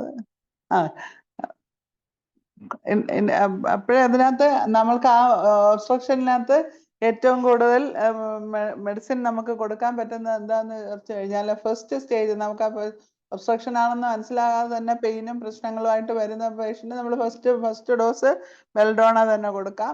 അതൊക്കെ സിംറ്റമാറ്റിക് ട്രീറ്റ്മെന്റ് തന്നെയാണ് ചെയ്യാൻ പറ്റുന്നത്. ബെൽഡോണ അത് കഴിഞ്ഞ് മറ്റേ ഡബിൾ അമിലറേഷനും ഒക്കെ വരുവാണെങ്കിൽ കൊളോസിൻഡ് ആ ഒരു രീതിയിൽ തന്നെ നമുക്ക് അതിന്റെ സിംറ്റമാറ്റിക് ആയിട്ട് കൊടുക്കാം. നമ്മൾ ചില പേഷ്യന്റ് വന്നിട്ട് ഭയങ്കരമായിട്ട് വയറുവേദന പറഞ്ഞിട്ട് അബ്ഡമൻ ഗ്യാസ് കയറി നല്ല സ്വെല്ലിങ് ചെയ്തിരിക്കുന്ന കേസിൽ നമുക്ക് പിന്നെ കൊടുക്കാവുന്ന മരുന്നെന്ന് പറയുന്നത് പിന്നെ ഇത് ലാക്സിസ്. അപ്പൊ നമ്മൾ അവർക്ക് അവരുടെ ഒരു cannot bear anything around the waist എന്നൊക്കെ ഉള്ള സിംറ്റംസ് ഒക്കെ കിട്ടും. അതൊക്കെ സിംറ്റമാറ്റിക് ആയിട്ടേ പറ്റുള്ളൂ. അതിനിപ്പോ നമുക്ക് കൂടുതലായിട്ട് പറയാൻ പറ്റുന്നില്ല. എങ്കിലും പിന്നെ സ്ട്രാങ്കുലേഷൻ പോലെ വന്നിട്ട് നല്ല പെയിനും വരുവാണെങ്കിൽ നെക്സോമിക്ക അങ്ങനെ അതൊക്കെ കൊടുക്കാം.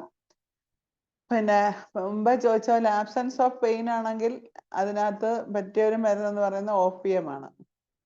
OPM അത് ഇൻറ്റസ്റ്റൈനൽ ഒബ്സ്ട്രക്ഷൻ്റെ ഒരു നല്ല മരുന്നല്ലേ OPM പ്ലംബവും. ഈ മരുന്ന് രണ്ടുമാണ് നമുക്ക് കൂടുതലായിട്ട് പറയുന്നത്. ബാക്കി നമ്മളുടെ എല്ലാ മെഡിസിൻസും നമുക്ക് സിംറ്റമാറ്റിക് കൊടുക്കാൻ പറ്റും. ആ ഒബ്സ്ട്രക്ഷൻ പോലെ തന്നെ ഉള്ള ഒരു ഇത് പറയാനാണെങ്കിൽ ഗൾ ബ്ലാഡറിലെ ഒബ്സ്ട്രക്ഷൻ സ്റ്റോണൊക്കെ കൊണ്ട് ഗൾ ബ്ലാഡർ ഒബ്സ്ട്രക്ഷൻ വരുവാണെങ്കിൽ അതിൽ പിന്നെ നമുക്ക് കൊടുക്കാവുന്ന ഒരു മരുന്നാണ് ഫെൽറ്റോറി. അത് ഗാൾ സ്റ്റോണിലെ എനിക്ക് ഒരുപാട് ഇത് കിട്ടിയിട്ടുള്ള നമ്മൾ സ്കാൻ ചെയ്ത് നോക്കുമ്പം അതിൽ ഈ സ്ലഡ്ജ് കാണുവാണെങ്കിൽ സ്ലഡ്ജ് എന്നും പറഞ്ഞുകൊണ്ട് തന്നെ കാണുമല്ലോ. അതിൽ അപ്പൊ നമുക്ക് ആ സ്ലഡ്ജ് കളയാൻ പറ്റിയ ഏറ്റവും പറ്റിയ മരുന്നാണ് ഫെൽറ്റോറി. ഒബ്സ്ട്രക്ഷൻ വന്നാലും നമുക്ക് കൊടുക്കാവുന്ന മരുന്നാണ് ഫെൽറ്റോറി. അതുപോലെ തന്നെ പിന്നെ ഈ ഗൾ ബ്ലാഡറിന്റെ opening of the gall duct into the ഡുവോഡനത്തിൽ വന്നു കഴിഞ്ഞാൽ നമുക്ക് അസ്റ്റാക്കസ് കൊടുക്കാം. ആ ഒരു മെഡിസിൻ എനിക്കതൊരിക്കലും ഇതുപോലെ ഭയങ്കര ഒരു പ്രശ്നത്തിന് അക്ടാക്കസ് നല്ല ആക്ഷൻ കിട്ടി. അങ്ങനെ അടുത്ത കണ്ടീഷൻ പിന്നെ ഇൻഡ്യൂസെപ്ഷൻ. ഇൻഡ്യൂസെപ്ഷൻ എന്ന് പറയുന്നത് എന്താണെന്ന് അറിയാമല്ലോ നമുക്ക്. അത് it involves a telescoping of one portion of the intestine into another which result in a decreased blood supply. അതിന്റെ മെയിൻ കോംപ്ലിക്കേഷൻ എന്ന് പറയുന്നത് അതിനെ ഇങ്ങനെ അകത്തോട്ട് കയറി കഴിയുമ്പോഴത്തേക്ക് പിന്നെ അവിടെയുള്ള ബ്ലഡ് സപ്ലൈ ഒക്കെ അങ്ങ് ബ്ലോക്ക് ആകും. അതോടുകൂടി നമുക്ക് പെയിന് വരും, ബുദ്ധിമുട്ട് വരും. എന്താണെന്ന് ആദ്യം മനസ്സിലാക്കുക. അതൊരു വലിയ കണ്ടീഷനാണ്. പക്ഷെ നമുക്ക് നല്ല മരുന്നുണ്ട്. പക്ഷെ നമ്മുടെ ഈ പേഷ്യന്റ് കിട്ടുക എന്നുള്ളത് വളരെ ബുദ്ധിമുട്ടുള്ള ഒരു കാര്യമാണ്. പക്ഷെ ഞാൻ ഒരു കേസ് പറയാം. എനിക്കത് ഭയങ്കരമായിട്ട് നല്ല ഒരു ആക്ഷൻ കിട്ടിയതും നമ്മളെ പിന്നെ അലോപ്പതിക്കാരെ ഒന്ന് ഞെട്ടിക്കാൻ പറ്റിയായിട്ടുള്ള ഒരു കേസാണ് അത്. അപ്പം അതൊരു കുട്ടിയുടെ കേസാണ്. എനിക്ക് തോന്നി ഞാൻ IFPH ഷെയർ ചെയ്തിട്ടുണ്ടെന്നത്. എന്നാലും അത് ഇപ്പൊ കഴിഞ്ഞ ഈ ജനുവരി അല്ല ഫെബ്രുവരിയില് ഒരു ദിവസം രാവിലെ പേഷ്യന്റ് വന്ന് 7 വയസ്സുള്ള ഒരു കുട്ടിയാണ്. എൻ്റെ അടുത്ത് ആദ്യം വന്നത് വയറുവേദന, വയറിളക്കവും ഛർദിലുമായിട്ടായിരുന്നു. അപ്പൊ ഈ 3 കണ്ടീഷനുമായിട്ടാണ് വന്നത്. കുട്ടിക്ക് അന്നേരം ഞാൻ ആ പേഷ്യൻ്റ് എല്ലാം സിംറ്റംസ് ഒക്കെ നോക്കിയപ്പോഴേ ഭയങ്കര കോൾനെസ്, ബോഡി എല്ലാം നല്ല തണുത്ത് വല്ലാതെ തണുത്തിരിക്കുന്നു, ക്ഷീണമുണ്ട്, കാര്യങ്ങളെല്ലാം പറഞ്ഞപ്പോൾ പിന്നെ ഞാൻ ക്യാംഫറിൻ്റെ സിംറ്റമായിട്ടാണ് തോന്നിയത്. നല്ലപോലെ ലൂസ് സ്റ്റൂളും ഒക്കെ ഉണ്ടായിരുന്നു. അപ്പം ഞാൻ അതിൽ ക്യാംഫർ കൊടുത്തു. ക്യാംഫർ കൊടുത്തു കഴിഞ്ഞപ്പോഴത്തേക്ക് 1 മരുന്ന് 1 ഡോസ് 100 ml കൊടുത്തു. ഓരോ സ്പൂൺ വീതം കൊടുക്കാൻ പറഞ്ഞു. അതിൻ്റെ കൂട്ടത്തിൽ SOS ആയിട്ട് ഞാൻ ഇലക്ടേറിയം കൊടുത്തിരുന്നു. നല്ല ലൂസ് മോഷനും വോമിറ്റിംഗ് ആയതുകൊണ്ട് ഇലക്ടേറിയം 30യും ക്യാംഫർ 1 കൊടുത്തിരുന്നത്. അപ്പം ഇലക്ടേറിയം കൊടുക്കണ്ട, അഥവാ ഇതിൽ നിന്നില്ലെങ്കിൽ മാത്രം കൊടുത്താൽ മതി എന്ന് പറഞ്ഞിട്ടാണ് ഞാനത് കൊടുത്തു വിട്ടത്. അപ്പം പിറ്റേന്നായപ്പോഴത്തേക്ക് ക്യാംഫറിലെ വയറിളക്കം കുറഞ്ഞു, പക്ഷേ അങ്ങോട്ട് വോമിറ്റിങ്ങും അധികം മാറിയില്ല. അതിനെ വിളിച്ച് ചോദിച്ചപ്പോൾ ഞാൻ പറയുന്ന ഇലക്ടേറിയം കൊടുക്കാൻ പറഞ്ഞു. അങ്ങനെ ഇലക്ടേറിയം കൊടുത്തു. അതായിട്ട് പോയി. ഒരു 30/1/24 എന്നെങ്കിൽ അവർ ആദ്യമായിട്ട് ഇവിടെ വന്നത്. അത് കഴിഞ്ഞിട്ട് പിറ്റേന്ന് തന്നെ അവർ കൊണ്ടുവന്നത്. ഇവിടുന്ന് ഇച്ചിരി ദൂരെ, അവരുടെ വെള്ളനാടുന്ന് ഇങ്ങ് വരെ വരേണ്ടതാണ്. എങ്കിലും പിറ്റേന്ന് രാവിലെ അവർ കൊണ്ടുവന്ന് രാവിലെ പനി, നേരെ വെളുത്തപ്പം പനി തുടങ്ങിയെന്ന് പറഞ്ഞുകൊണ്ട് പറഞ്ഞു. അപ്പം ഞാൻ ഇത് നോക്കിയപ്പോഴത്തേക്ക് എന്തെങ്കിലും ഇൻഫെക്ഷൻ ആയിരിക്കും, പക്ഷെ ഒന്നും കണ്ടുപിടിക്കാൻ പറ്റിയില്ല. വയറിൻ്റെ ഒക്കെ ആ ഒരു ഒന്ന് പരിശോധിച്ചപ്പം വലിയ പ്രശ്നങ്ങൾ വയറ്റിനകത്ത് എനിക്ക് ഫീൽ ചെയ്തില്ല. പക്ഷെ അങ്ങനെ ടെമ്പറേച്ചർ നോക്കിയപ്പോൾ അത് 102 ഉണ്ടായിരുന്നു. ഞാൻ അപ്പോഴും ബെല്ലോടെയാണ് കൊടുത്തത്. ബെല്ല് കൊടുത്തു. ബെല്ല് 30 റിപ്പീറ്റഡ് ആയിട്ട് കൊടുത്തിട്ടുണ്ട്. അപ്പോൾ 1-ാം തീയതി ആയപ്പോഴത്തേക്ക് എന്നെ വിളിച്ച്, 1-ാം തീയതി അവർ 3 ദിവസം അടുപ്പിച്ച് കുട്ടിയെ ഇവിടെ കൊണ്ടുവന്നു. അപ്പോൾ എന്നോട് വിളിച്ച് പറഞ്ഞു ഇന്നലെ വൈകിട്ടോടുകൂടി ഫീവർ എല്ലാം കുറഞ്ഞു, കുഴപ്പമൊന്നുമില്ല, പക്ഷെ രാവിലെ ആയപ്പം കോളിക്കും ഡയറിയയും റീസ്റ്റാർട്ട് ചെയ്തു.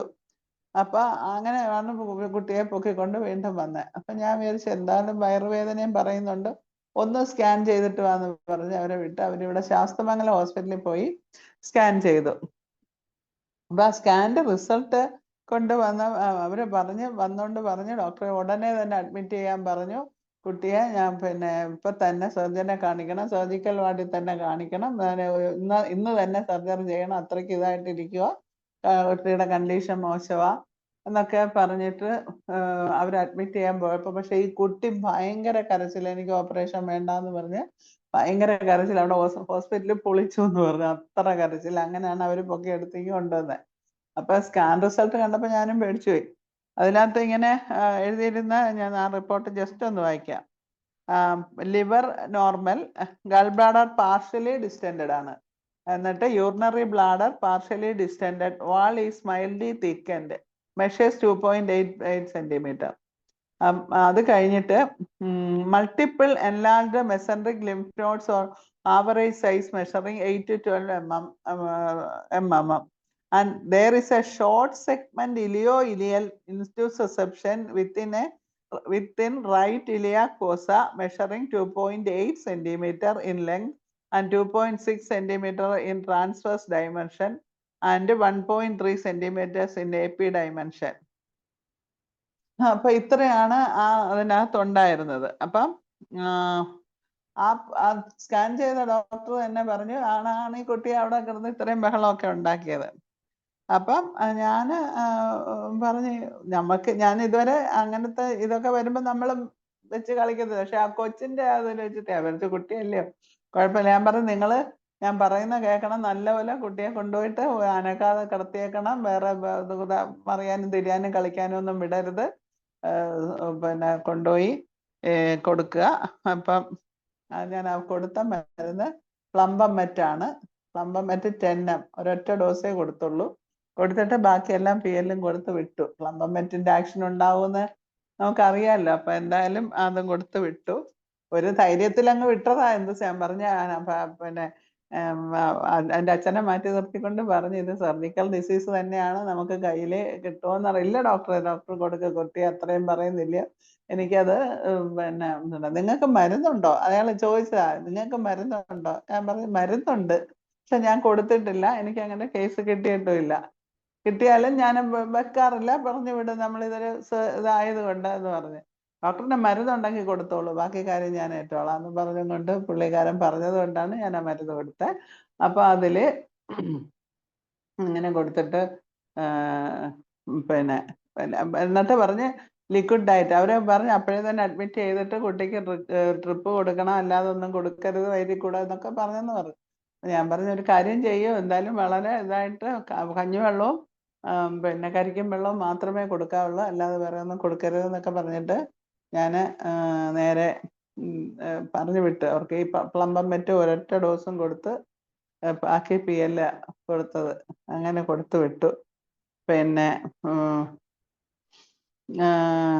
പിറ്റേന്ന് അതിൻ്റെ അടുത്ത ദിവസം എന്നോട് വിളിച്ച് രാവിലെയും വൈകിട്ടും ഒക്കെ വിളിച്ച് വിവരം പറഞ്ഞോളാം എന്നൊക്കെ പറഞ്ഞു.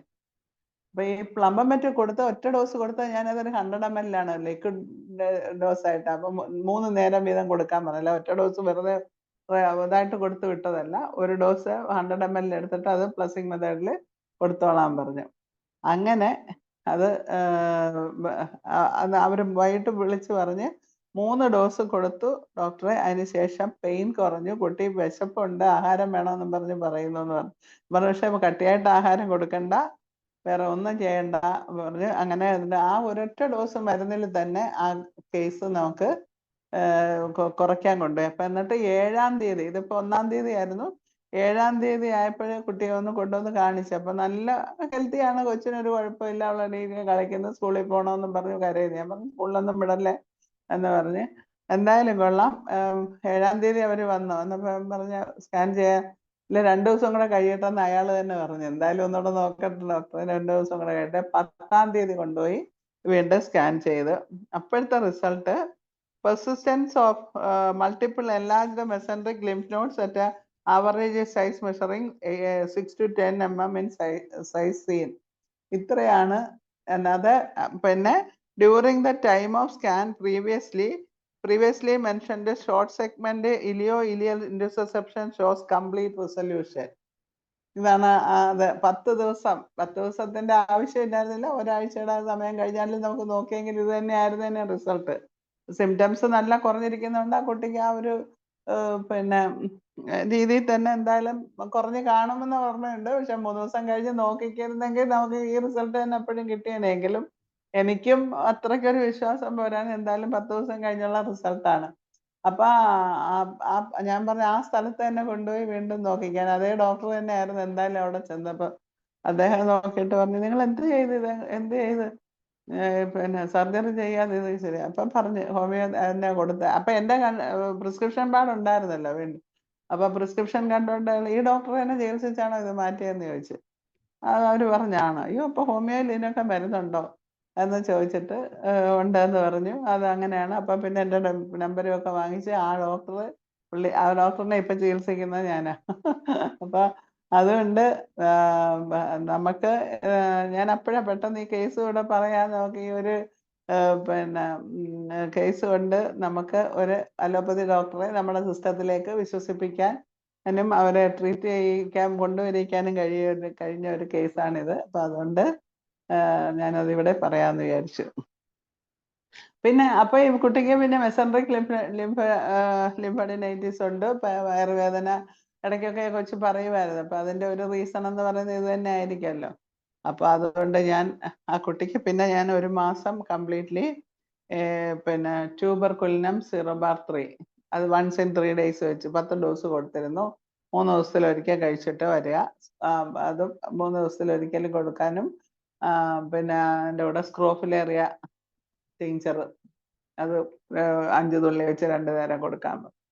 അത് കഴിഞ്ഞ് 1 മാസം കഴിഞ്ഞ് ഞാൻ പറഞ്ഞു എന്തായാലും നമുക്ക് ഒന്നുകൂടെ മറ്റേതും കൂടെ ഒന്ന് അറിയണമല്ലോ എന്ന് പറഞ്ഞ് അടുത്ത മാസം ഒന്നുകൂടെ പോയി സ്കാൻ ചെയ്തു. ഒരു 30 ദിവസത്തെ ട്രീറ്റ്മെന്റ് കഴിഞ്ഞിട്ട് ഒന്നുകൂടെ സ്കാൻ ചെയ്തപ്പോൾ അതിനകത്ത് അടുത്ത no pathology detected in the whole abdomen എന്തും പറഞ്ഞിട്ട് റിസൾട്ടും കിട്ടി. അങ്ങനെ ആ കുട്ടിയെ കംപ്ലീറ്റ് ക്യൂർ ആക്കി. ഇപ്പൊ വേറെ കുഴപ്പമൊന്നുമില്ല. അത് വല്ലപ്പോഴും ഒരു പനി വരുമ്പോ കൊണ്ടുവരും, അത്രേ ഉള്ളൂ. അപ്പൊ അതില് ഇൻഡുസസെപ്ഷന്റെ നമ്മളെ ബുക്കിൽ പറയുന്ന കാര്യം for intussusception first remedy sudden onset with great restlessness and passing of blood and mucus with tenesmus ആണെങ്കിൽ നമുക്ക് കണക്ട് കൊടുക്കാം. Intussusception with red jelly like substance oozing from the rectum and vomiting of faecal matters ആണെങ്കിൽ plumbum met. ഇങ്ങനെയൊക്കെ ഒന്നും ഇല്ലായിരുന്നു. ഞാൻ പ്ലംബമെറ്റ് കൊടുത്ത കേസിൽ ഇതൊന്നും ഇല്ലായിരുന്നു. എങ്കിൽ പോലും പ്ലംബത്തിൽ പറയുന്ന മെയിൻ സിംറ്റം ഉണ്ടല്ലോ, sensation of pulling the navel by a string as if the abdomen were drawn in എന്നുള്ള ആ ഒരു സിംറ്റം ഒക്കെ ഉണ്ടെങ്കിലാണ് ഏറ്റവും നല്ലതെന്ന് പറയും.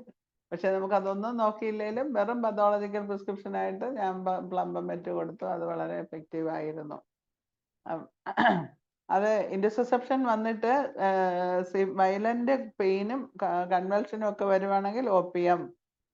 പിന്നെ pain better by bending down and pressing the abdomen ആണെങ്കിൽ വെറേട്രോ ആൽബം.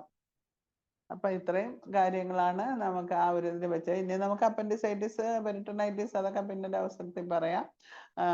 പിന്നെ അല്ലാതെ കുറച്ച് അബ്ഡമന്റെ കാര്യങ്ങൾ തന്നെ 1-2 ടിപ്സും പറയാം. എനിക്ക് നല്ല റിസൾട്ട് കിട്ടിയിട്ടുള്ള 1-2 ടിപ്സും കൂടെ പറഞ്ഞു തന്നിട്ട് ഞാൻ നിർത്താം.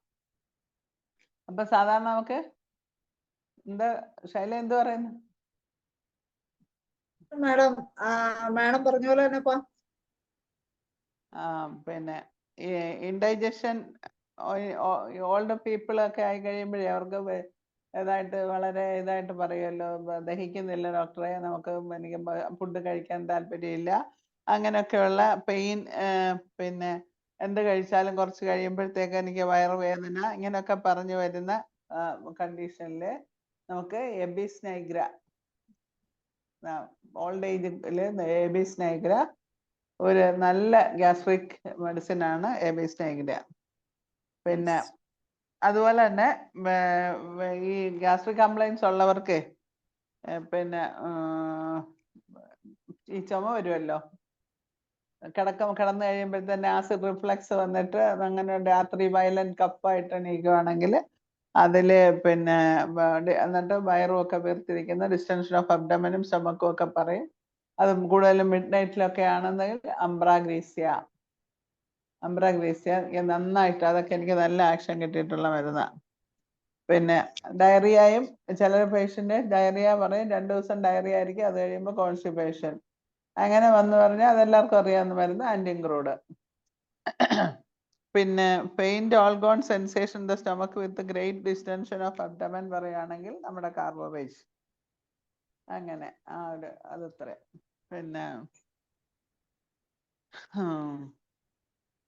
ഈ കുഞ്ഞു വാവകളില് ഞാൻ മുമ്പേ നേബലിന്റെ കാര്യം പറഞ്ഞല്ലോ, അബ്രോട്ടാനോ കാൽക്കറിയപ്പോസ്, അതുപോലെ അൾസറേഷൻസ് ആണ് ഈ ഇതില് അവരുടെ പൊക്കളിലെ അൾസറേഷൻ വരുവാണെങ്കിൽ നെക്സ്റ്റ് മോസ്കേറ്റ നല്ല മെഡിസിനാ. നമ്മളെ നെക്സ്റ്റ് വോമിക്കയേക്കാളും നല്ലതാണ് അൾസറേഷൻ ഓഫ് അംബിലിക്കൽ നേബൽ. പിന്നെ ഈ നേബല് പ്രൊട്രൂഷൻ പറഞ്ഞ മുമ്പേ നെക്സ്റ്റ് പറഞ്ഞല്ലോ, അതുപോലെ പിന്നെ ലൈക്കോപോഡിയം നല്ല മരുന്നാണ്. അങ്ങനെയൊക്കെ ഇത്രയൊക്കെ കാര്യങ്ങളെ ഞാൻ ഇപ്രാവശ്യത്തേക്ക് നോക്കിയുള്ളൂ, സമയം കിട്ടിയില്ല. അപ്പൊ ഇനി ആർക്കെങ്കിലും എന്തെങ്കിലും ചോദിക്കാനുണ്ടെങ്കിൽ ചോദിക്കാം, അറിയാവുന്ന പറഞ്ഞുതരാം. മാഡം പറഞ്ഞത് ശ്രദ്ധിച്ചാണെന്ന് വിചാരിക്കുന്നു. അപ്പോ ഞാൻ ഇങ്ങനെ അതിശയിച്ച് കേട്ടോണ്ടിരുന്നത്, കാരണം സർജിക്കൽ കേസുകളൊക്കെ എത്ര മനോഹരമായിട്ട് മാഡം ടെൻഷൻ ഇല്ലാതെ സുഖപ്പെടുത്തിയ ഹിസ്റ്ററി. അപ്പൊ അത് വളരെ സന്തോഷം അതൊക്കെ കേട്ടതില്. അപ്പൊ അത് മറ്റുള്ളവർക്കും പ്രയോജനം ചെയ്ത് കാണുമെന്ന് വിചാരിക്കുന്നു. അപ്പൊ ഇനി എല്ലാവരും മാഡത്തിനോട് എന്തെങ്കിലും സംശയങ്ങൾ ചോദിക്കാനുണ്ടെങ്കിൽ ചോദിക്കാം, ഏത് മേഖലയിലായാലും. അപ്പോൾ മാഡത്തിന് അറിയാവുന്ന അറിവ് മാഡം നിങ്ങൾക്ക് കൂടി പറഞ്ഞു തരും. അപ്പൊ എന്തെങ്കിലും സംശയങ്ങളൊക്കെ ഉണ്ടെങ്കിൽ ഓർത്ത് വയ്ക്കുക. അപ്പോഴത്തേക്കും നമുക്ക് മനോജ് ഡോക്ടർ ഹാൻഡ് റൈസ് ചെയ്തിട്ടുണ്ട്, മനോജ് ഡോക്ടറിലേക്ക് പോകാം.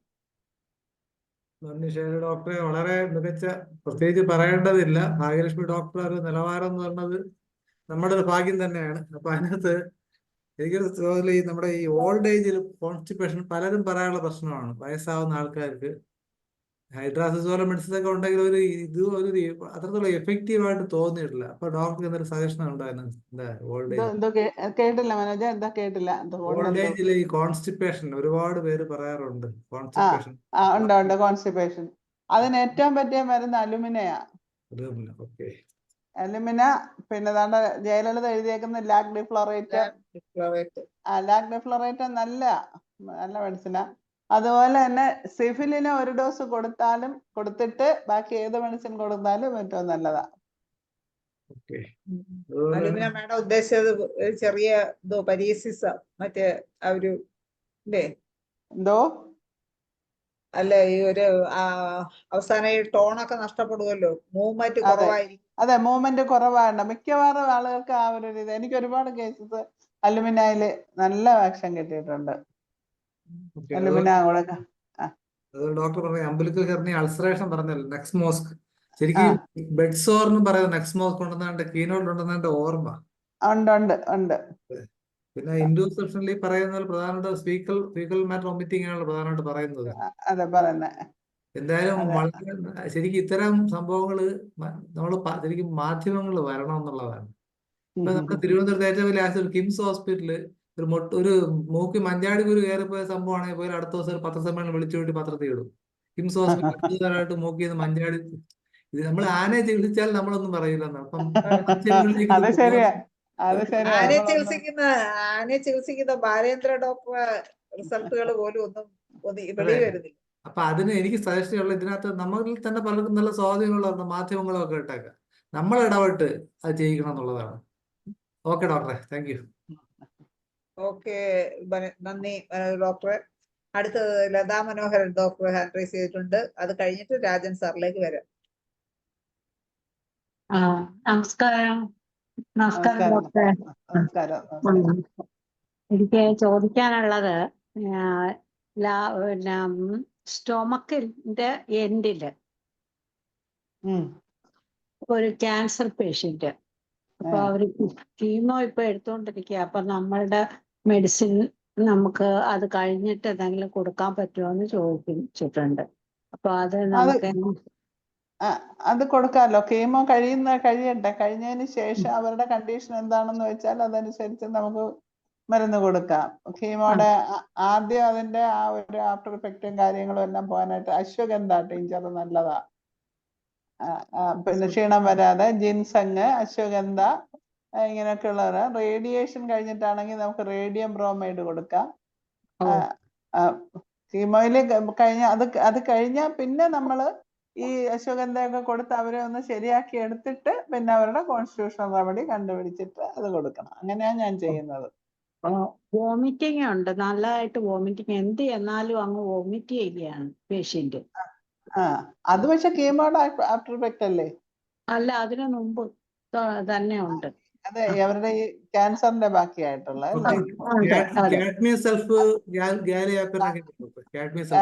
ഗാലിയം സൾഫ്, പിന്നെ ബിസ്മത്ത്, പിന്നെ കൊണ്ടുരംഗോ ഇങ്ങനെയൊക്കെയുള്ള മെഡിസിൻസ് ഉണ്ട്. അതൊക്കെ നമ്മൾ ഈ മുമ്പേ ഞാൻ പറഞ്ഞതുപോലെ സിംറ്റമാറ്റിക് ആയിട്ട് കൊടുക്കണം. എന്താണ് അവരുടെ ആ വൊമിറ്റിങ്ങിന്റെ പ്രത്യേകത നോക്കിയിട്ട് അതനുസരിച്ച് കൊടുക്കുക. ഫോസ്ഫറസ് കൊടുക്കാം. നമുക്ക് വൊമിറ്റിങ്ങിന് ഒത്തിരി മെഡിസിൻസ് ഇല്ലേ, അത് ടബാക്കം, ഒത്തിരി നോഷിയായും ഇതും കൂടെ വരുവാണെങ്കിൽ ടബാക്കം. അങ്ങനെ ആ പെക്യൂലിയർ ആയിട്ട് അതിനകത്ത് ആ വൊമിറ്റിങ്ങിന് എന്താണോ പെക്യൂലിയാരിറ്റി അത് നോക്കി നമ്മുടെ മെഡിസിനുമായിട്ട് സൂട്ടബിൾ ആവുന്ന മെഡിസിൻ കൊടുക്കുക. അതാണ് നമുക്ക് എപ്പോഴും അഭികാമ്യം. താങ്ക് യു ഡോക്ടറെ. Thank you. ഓക്കെ, നന്ദി ലതാ മനോഹരൻ ഡോക്ടറെ. അടുത്ത നമുക്ക് രാജൻ സാറിലേക്ക് പോവാം. സാറ് സംസാരിച്ചു. ഹലോ, നമസ്കാരം ഡോക്ടർ. കേൾക്കണ്ടല്ലോ? കേൾക്കാമല്ലോ? കേൾക്കുന്നുണ്ടോ? കേൾക്കാം. ഡോക്ടർ വളരെ ഭംഗിയായിട്ട് പതിവ് പോലെ തന്നെ ഡോക്ടർ ഡ്യൂട്ടി വായിച്ചു. വളരെ അത്ഭുതത്തോടു കൂടി തന്നെയാണ് ഞങ്ങൾ ഇത് കേട്ടിരിക്കുന്നത്. ഡോക്ടർ പറഞ്ഞ പോലെ കോക്കുലസും നക്സുവും നല്ലൊരു മെഡിസിനാണ്. എനിക്ക് അനുഭവത്തിലൂടെ തെളിയിച്ചിട്ടുള്ളതാണ് കോക്കുലസും നക്സുവും.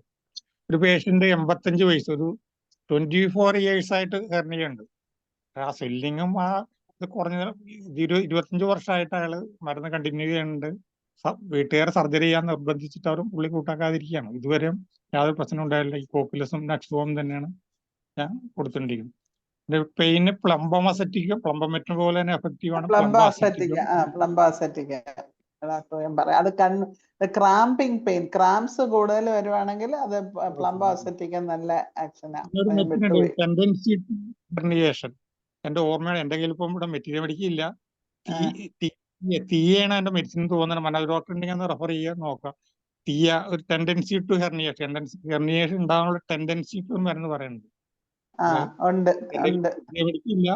തീയ ആരെങ്കിലും റെഫർ ചെയ്തിട്ട് പറഞ്ഞാൽ തിരക്കില്ല. അങ്ങനെ എന്റെ ഓർമ്മയെന്ന് പറയാനാണ്. മെറ്റീരിയബിലിറ്റി ഇവിടെ കയ്യില്ലാത്തതിന് എനിക്ക് നോക്കാൻ നിർത്തിയില്ല. ഏതായാലും വളരെ ഭംഗിയായിട്ട് വളരെ നന്ദി. നമസ്കാരം ഡോക്ടർ. ഓക്കെ. തീയയുടെ കാര്യം ഒന്ന് ആരെങ്കിലും നോക്കി പറയാം. നോക്കാം. തീയ നോക്ക് ഡോക്ടറെ. ജയലളിത ഡോക്ടറാണ് പെട്ടെന്ന് റെപ്പർട്ടറി റെഫർ ചെയ്തൊക്കെ പറയുന്നത്. അക്കാര്യത്തിൽ നമ്മുടെ പുരഴ്ചി തെളിയുകയാണ്. പെട്ടെന്ന് തന്നെ റെസ്പോൺസ്. പെട്ടെന്ന് പിന്നെ ജയലളിത ഡോക്ടർ കേട്ടാണ് പറഞ്ഞത്. പിന്നെ ഡോക്ടർ നേരത്തെ ഈ ഫെറമെറ്റിന്റെ അത് ഗൈഡിങ് സിംറ്റത്തിൽ ആ ഒരു എനിക്ക് തന്നെ ഒരു ലോജിക്കൽ ഡിഡക്ഷൻ ആണ് തോന്നുന്നത്. കാരണം സോർണസ് ഉണ്ട്, വിസറ ഇങ്ങനെ അബ്ഡോമിനൽ പ്രൊട്രൂഡ് സെൻസേഷൻ പോലെ താഴോട്ട് പോകുന്ന സെൻസേഷൻ അത് പറഞ്ഞിട്ടുണ്ട്. ഇപ്പൊ ഫെറമെറ്റിലുണ്ട്, സിംറ്റത്തിലുണ്ട്. പക്ഷെ അങ്ങനെ ഒരു ഡിഡക്റ്റ് എടുത്തായിരിക്കും പക്ഷെ അത്. അതെ, അതായിരിക്കും. പക്ഷെ അതിന് നല്ല ആക്ഷൻ കിട്ടിയിട്ടുണ്ട് കേട്ടോ. ഞാനത് നമ്മുടെ ബുക്കില് ഒന്നും അങ്ങനെ കണ്ടില്ല, റെപ്പർട്ടറിയിലും അങ്ങനെ കണ്ടതായിട്ട് ഓർത്തില്ല. പക്ഷെ ഞാൻ വിചാരിക്കും, ഞാനത് കുറെ നാളായതാ, എന്റെ മനസ്സിൽ അതങ്ങ് പതിഞ്ഞു കിടന്നതാ. ഇതുപോലെ ഒരു ദിവസം ഈ കോക്കുലസ് കൊടുത്തിട്ടും പെയിൻ ഇത് എവിടെയോ വായിച്ചല്ലോ, ഇതൊന്ന് കൊടുത്തു നോക്കാം. പക്ഷെ അതിന് നല്ല ആക്ഷൻ ആയിരുന്നു. അതാ ഒരുപക്ഷെ ആ പേഷ്യന്റ് അതായിരുന്നോണ്ടായിരിക്കും നമുക്ക് അങ്ങനെ പൂർണ്ണമായിട്ടും 100% അവരെ മനസ്സിലാക്കുമ്പോഴായിരിക്കും നമ്മൾ കൊടുത്ത ഒരു മരുന്ന് എഫക്റ്റീവ് ആകുമ്പോ നമ്മൾ സ്വയം ആശ്വസിക്കുന്ന ഇവരുടെ കോൺസ്റ്റിറ്റ്യൂഷൻ ഇത് തന്നെ എന്നുള്ള ആ ഒരു രീതി വരക്കാം. പല കേസ് അമേരിക്കൻ സംസാരിക്കും, 7ാം കടലക്കര എന്നാണ് രാജൻ ഡോക്ടർ സംസാരിക്കുന്നത്. നമ്മള് അതാണ് അമേരിക്കയിലാണ് നമുക്ക് സൂമിൽ വരാൻ വേണ്ടി സാറ് വന്നിരിക്കുന്നത്. വളരെ തോന്നുന്നു. അതെ, ഉച്ച സമയമാണെന്ന് പറഞ്ഞു. അപ്പൊ വളരെ സൗകര്യമായിട്ടുള്ള സമയമാണെന്നാണ് സാർ പറഞ്ഞത്. ശരി, ഓക്കെ. അപ്പൊ നമ്മുടെ ശാന്താചന്ദ്രൻ മാഡം ഹാൻഡ് റൈസ് ചെയ്തിട്ടുണ്ട്. മാഡം നേരത്തെ കോൺസ്റ്റിപ്പേഷന് ഓപ്പിയം 0/3 നല്ലതാണെന്നൊന്ന് മെസ്സേജ് ഇട്ടിരുന്നു. മാഡം അൺമ്യൂട്ട് ചെയ്തേ മാഡം. അയ്യോ, ഒന്നുകൂടി.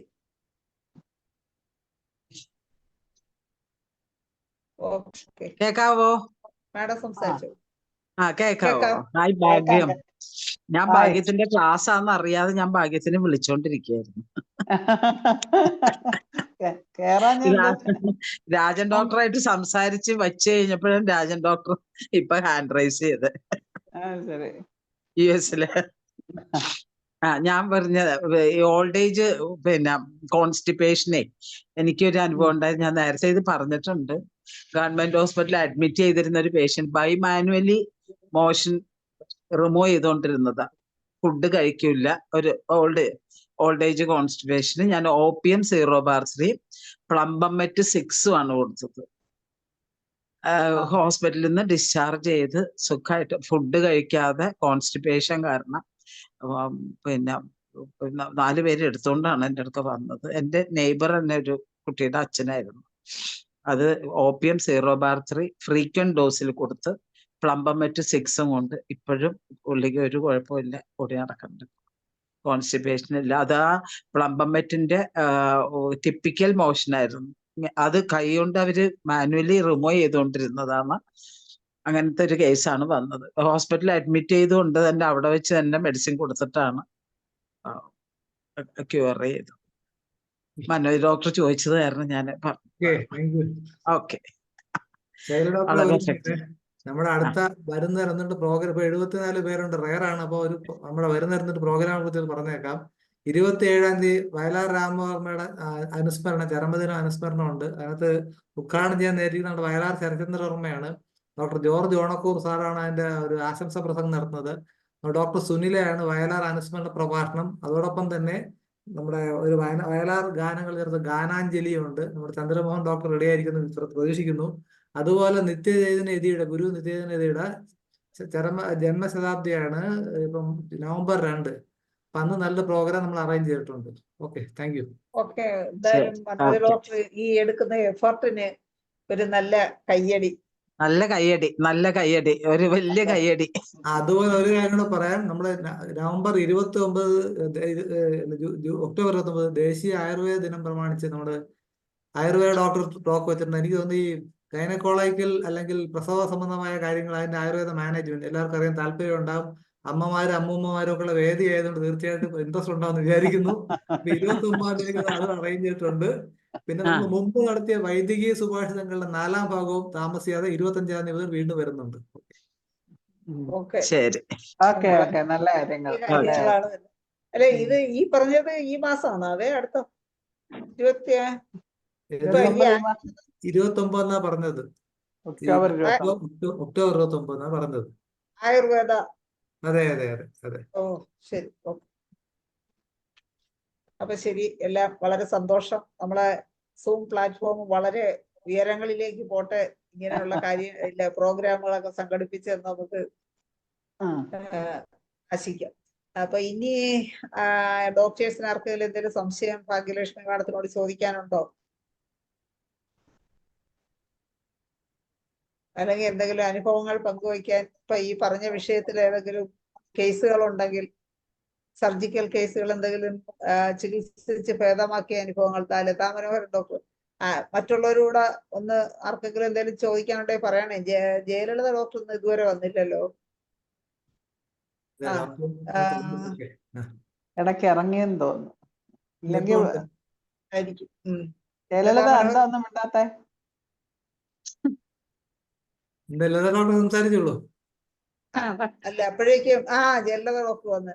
ലതാ മനോഹരൻ ഡോക്ടർ ഒന്ന് വെയിറ്റ് ചെയ്യണേ. മറിയാമ്മ ഡോക്ടർ എന്താണ് എളുപ്പം ചോദിച്ചോളൂ. മറിയാമ്മ ഡോക്ടറെ.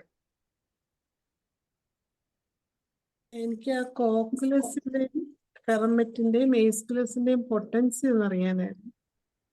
അത് ഞാൻ 3 മരുന്ന് ഞാൻ 200 കൊടുക്കുന്നത്. 200 എയ്സ്കുലസ് 3 200 തന്നെ. 200. Thank you madam. ഓക്കെ, അപ്പൊ നന്ദി മറിയാമ്മ ഡോക്ടറെ എന്തായാലും എത്തിയതില്. അടുത്തത് ജയലളിത ഡോക്ടറെ നമ്മളിങ്ങനെ തിരക്കിക്കൊണ്ടിരുന്നത്. ജയലളിത ഡോക്ടറെ സംസാരിച്ചോളൂ. നല്ല സെഷനായിരുന്നു ഭാഗ്യലക്ഷ്മി ഡോക്ടറെ. ഞാനേ രാജൻ ഡോക്ടർ ചോദിച്ചില്ലേ പീലിയ യൂറോപ്പിയയുടെ കാര്യത്തില് പെൽവിക് ഇൻഫ്ലമേഷൻ, ടിംപനൈറ്റിസ്, അബ്ഡോമിനൽ ടെൻഡർനെസ് എന്നാണ് കൊടുത്തേക്കണത്. ഹെർണിയുടെ കാര്യം ബോറിക്കല് ഞാൻ കണ്ടില്ല. പിന്നെ എഴുതിയിട്ടുണ്ട്. തീയാണോ? തീയാണെങ്കിൽ അടുത്ത് ഞാൻ നോക്കിയിട്ട് പിന്നെ പറയാം. എന്തായാലും നല്ല സെഷൻ ആയിരുന്നു. ഒത്തിരി വാല്യുബിൾ ആയിട്ട്. പിന്നെ ഈ ഇൻഫൻസില് കോൺസ്റ്റിപ്പേഷൻ വന്നാല് എന്താ കൊടുക്കണ്ടേ? ചില മെഡിസിൻസ് ഒന്നും കൊടുത്താലൊന്നും ക്ലിയർ ആവുന്നില്ല. അവര് തൈറോയിഡ് ചെക്ക് ചെയ്യണമെന്നുണ്ടാവോ? അമ്മ തൈറോയിഡിന് മെഡിസിൻ കഴിക്കുന്നുണ്ട്. അങ്ങനെയാണെങ്കിൽ കുഞ്ഞുങ്ങൾക്ക് അതിന്റെ ഒരു ഇതുണ്ടാവാൻ സാധ്യതയുണ്ടോ? പിന്നെ അതുപോലെ തന്നെ അവര് ആയുർവേദ മെഡിസിനും allopathy medicine, calcium tablets, iron tonic ഇതെല്ലാം അവരെടുക്കുന്നുണ്ടാവും. അതൊക്കെ ഒരു കാരണമാകുമോ? അത് കാരണമാകാം, ശരിക്കും കാരണമാകാം. പക്ഷെ അങ്ങനെ ഉണ്ടെങ്കിൽ നമ്മൾ അത് നമ്മുടെ മെഡിസിൻസ് കൊടുത്തിട്ട് കുറഞ്ഞില്ലെങ്കിൽ മാത്രം നമ്മൾ ഈ കാരണങ്ങളെ അന്വേഷിച്ചാൽ മതി. നമുക്കിടെ മെഡിസിൻ എന്ന് പറഞ്ഞു കഴിഞ്ഞാൽ ഞാൻ കൊടുക്കുന്നത് ചെറിയ ഇതിലാണെങ്കിൽ കാൽക്കേറിയ കാർബ് 30 ആണ്. കാൽക്കേറിയ കാർബ് 30 രാവിലെ ഉച്ചയ്ക്ക് വൈകിട്ടായിട്ട് വെറും ഇൻഫൻസ് ആണെങ്കിൽ പോലും ഞാനത് ഒരൊറ്റ ഡ്രോപ്പ് 5 ml അക്വയിലിട്ടിട്ട് നമ്മൾ പിന്നെ ഇത് കൊടുക്കും. ഒരു 3 തുള്ളി വീതം 3 നേരം കൊടുക്കും. 2 ദിവസം കൊടുത്തു കഴിയുമ്പോൾ തന്നെ നല്ല റിസൾട്ട് കിട്ടാറുണ്ട്. അതിലൊക്കെ നോക്കി അതിലൊന്നും കിട്ടുന്നില്ല, മാറ്റമില്ല എന്നുണ്ടെങ്കിൽ മാത്രമാണ് ഞാൻ അവരുടെ ബാക്കിയുള്ള കാര്യങ്ങളിലേക്ക് പോകുന്നത്. പക്ഷെ മിക്കവാറും കാൽക്കറിയ കാർബിനകത്ത് അവർ ഇതങ്ങ് മാറി കിട്ടും. ഞാൻ വെറാട്രമാൽബം കൊടുത്തിട്ടുണ്ട്. വെറാട്രമാൽബ്, ഒപ്പിയം പക്ഷെ പേടിയാണ് കൊടുക്കാൻ, എന്നാലും ഒറ്റ ഡോസ്. പിന്നെ അലൂമിന ഇതൊക്കെയാണ് ഞാൻ കൊടുത്തു നോക്കിയേക്കുന്നത്. പിന്നെ സ്റ്റാഫിസാഗ്രിയിൽ പറയുന്നുണ്ട് ഒരൊറ്റ ഡ്രോപ്പ് ഇട്ടിട്ട് കൊടുക്കാന്നുള്ളത്. ബോറിക്കില് പറഞ്ഞിട്ടുണ്ട്, ഞാൻ കൊടുത്തു നോക്കിയിട്ടില്ല. അതാണ്ട് തിയ ഞാൻ നോക്കി. തിയക്കകത്ത് പറയുന്നുണ്ട് ലയബിലിറ്റി ടു ഹെർണിയ, അബ്ഡമൻ ബോർബോർഗിമൈൻ. രണ്ടാമത്തെ സെന്റൻസ് ആണ് ലയബിലിറ്റി ടു ഹെർണിയ. അപ്പോ ഡോക്ടറുടെ സംശയം ഓർമ്മ കറക്റ്റ് ഉണ്ട്. അതെ അതെ, ലയബിലിറ്റിയാ. രാജൻ ഡോക്ടർ ഓർമ്മയ്ക്ക് ഇതുവരെ കുഴപ്പമൊന്നും ഭഗവാനെ അങ്ങനെ തുടരട്ടെ. വളരട്ടത്. അതെ. എപ്പോഴും പുസ്തകം വായിച്ച ഓർമ്മയിരിക്കും. നമ്മളൊക്കെ വായന കുറവായത് കൊണ്ടാ ഓർക്കാത്തത്. അത്രേ ഉള്ള കാര്യം. അത് തന്നെ. ഓക്കെ, അപ്പോ സൂര്യ ഡോക്ടർ ഹാൻഡ് റൈസ് ചെയ്തിട്ടുണ്ട്. സൂര്യ ഡോക്ടർ സംസാരിച്ചു. ഡോക്ടറെ അത് ഞാൻ തിയേടെ ഇത് നോക്കിയത് പറയാൻ ഡയബറ്റിക് ഹെർണിയ ഉണ്ടെന്ന് പറയാനായിരുന്നു. പിന്നെ ഒന്ന് ചോദിച്ചോട്ടെ ഡോക്ടറെ, ഈ മെസെൻറ്റിക് ലിംഫഡിനൈറ്റിസ് ട്യൂബർക്കുലിനും സ്ക്രോഫുലറിയും മാത്രമേ കൊടുക്കത്തുള്ളൂ? ഞാനതാ കൊടുക്കുന്നത്. പക്ഷേ ഫ്രഗേറിയ 3200 കൊടുത്താലും നല്ല റിസൾട്ട് ഉണ്ട് ആ, ഡോക്ടർ. ഫ്രഗേറിയ ഞാൻ ഇന്നാൾ ഇതുപോലെ ഇതിനകത്തൊന്ന് കേട്ടായിരുന്നു. ഏതാണ്? പക്ഷെ എനിക്ക് ഞാൻ ഫ്രഗേറിയ ഇവിടെ ക്ലാസ്സിൽ കേട്ടിട്ടാ എന്റെ സ്റ്റാഫിന്റെ 2 കുട്ടികൾക്ക് മെസെൻറ്റിക് ലിംഫഡിനൈറ്റിസ് വിത്ത് പെയിൻ എപ്പോഴും ഇടയ്ക്കിടയ്ക്ക് വരുമായിരുന്നു. അപ്പൊ അങ്ങനെ ഫ്രഗേറിയ 3200 1 വരെ കൊടുത്തു. ഇപ്പൊ ഒരു 1 ഇയർ ആയിട്ട് കുഴപ്പമില്ല. അത് പറയാനായിരുന്നു. പക്ഷെ ഇതിൽ തന്നെ മാറുന്നുണ്ട് കുട്ടി. എനിക്ക് അതുകൊണ്ട് ഞാൻ ഇത് രണ്ടും കൊടുത്തിട്ടില്ല ഡോക്ടറെ. ഞാൻ ഫ്രഗേറിയ ഇത് ഇതുപോലെ ക്ലാസ്സിൽ കേട്ടതാണ്, അതിൽ നിന്നാണ് ഞാൻ കൊടുത്തത്. ഫ്രഗേറിയ 30 അത് ഇതുപോലെ ഒരു ദിവസം ഞാൻ കേട്ടായിരുന്നു. പക്ഷെ ഞാനത് പറഞ്ഞാലും മനസ്സിൽ കൊടുത്തില്ല. പിന്നെ ഈ കോൺസ്റ്റിപ്പേഷൻ ഡോക്ടർ പറഞ്ഞിട്ട് കസ്കാരസ് പെട്ടെന്ന് റിസൾട്ട് കിട്ടത്തില്ലോ? ആ, അത് നല്ല ക്വിക്കായിട്ട് റിസൾട്ട് ഉണ്ട്. ഇന്ന് കൊടുത്താൽ നാളെ തന്നെ പോയിരിക്കും. ടിഞ്ചർ ആണോ അത്? ടിഞ്ചർ നൈറ്റിൽ 15 ഡ്രോപ്സ് കൊടുക്കും ഡോക്ടർ. എത്ര ചെറിയ കുട്ടികൾക്കായാലും പോലോ? അല്ല, ചെറിയ കുട്ടികൾക്ക് 10 ഒക്കെ ഉള്ളൂ. ഞാൻ വലിയവരുടെയാ പറഞ്ഞ കോൺസ്റ്റിപ്പേഷൻ സ്റ്റേജില്. അതിവിടെ ആരാണ്ട് നേരത്തെ ഒരു ചാറ്റ് ബോക്സിൽ വന്നല്ലോ, ഡോക്ടറാണ് എഴുതിയത്. അതെ, അതുപോലെ തന്നെ നമുക്ക് വലിയ ആളുകൾക്ക് ഹൈഡ്രാസിസ് ടിഞ്ചർ 10 തുള്ളി കൊടുത്ത് കിടത്തിയാൽ പറ്റുന്ന രാവിലെ മോശം പോകും. ഒരു ഡൗട്ട് വെച്ചിട്ട്, യൂറിനറി ബ്ലാഡർ തിക്നെസ് എന്ന് പറയുമ്പോൾ നമ്മൾ അത് അപ്പോഴേ സസ്പെക്ട് ചെയ്യേണ്ടി വരുമോ? അവർ യൂറിനറി ബ്ലാഡർ തിക്നെസ് ഇട്ട് ഒരു ക്വസ്റ്റ്യൻ മാർക്ക് ഇട്ടാ വിടുന്നത്. അത് നമ്മൾ അടുത്ത സ്റ്റെപ്പ് എന്ത് ചെയ്യും? ഇപ്പൊ എനിക്ക് 2 കേസ് കൊടുത്താൽ മതി കുട്ടി. 03 റിപ്പീറ്റഡ് ആയിട്ട് കൊടുത്താൽ മതി. പിന്നെ അടുത്ത പ്രാവശ്യം നോക്കുമ്പോ അതങ്ങ് പോയിരിക്കും. യൂറിനറി ബ്ലാഡർ തിക്നെസ് അത് മാറും അല്ലേ? കുറയും. എനിക്ക് കിട്ടിയിട്ടുണ്ട് അത്. അതുപോലെ ഗോൾ ബ്ലാഡർ സ്റ്റോൺ ഡോക്ടർ മാറിയിട്ടുണ്ടോ? ഗോൾ ബ്ലാഡർ സ്റ്റോണോ? ഗോൾ ബ്ലാഡർ സ്റ്റോണിന്റെ അതിനകത്ത് ഫോസ്ഫറസ് എനിക്ക് നല്ല ആക്ഷൻ കിട്ടിയിട്ടുണ്ട്. ഞാൻ മുമ്പേ പറഞ്ഞു ഫെൽറ്റൂറി പറഞ്ഞില്ലേ? ഫെൽറ്റൂറി കൊടുത്തിട്ടുണ്ട്. പക്ഷെ എനിക്ക് അത് മാറുന്നില്ല. കുറഞ്ഞിട്ട് കുറെ കാൽക്കേറിയ കാർബ്, മഗ്നീഷ്യ കാർബ്, പിന്നെ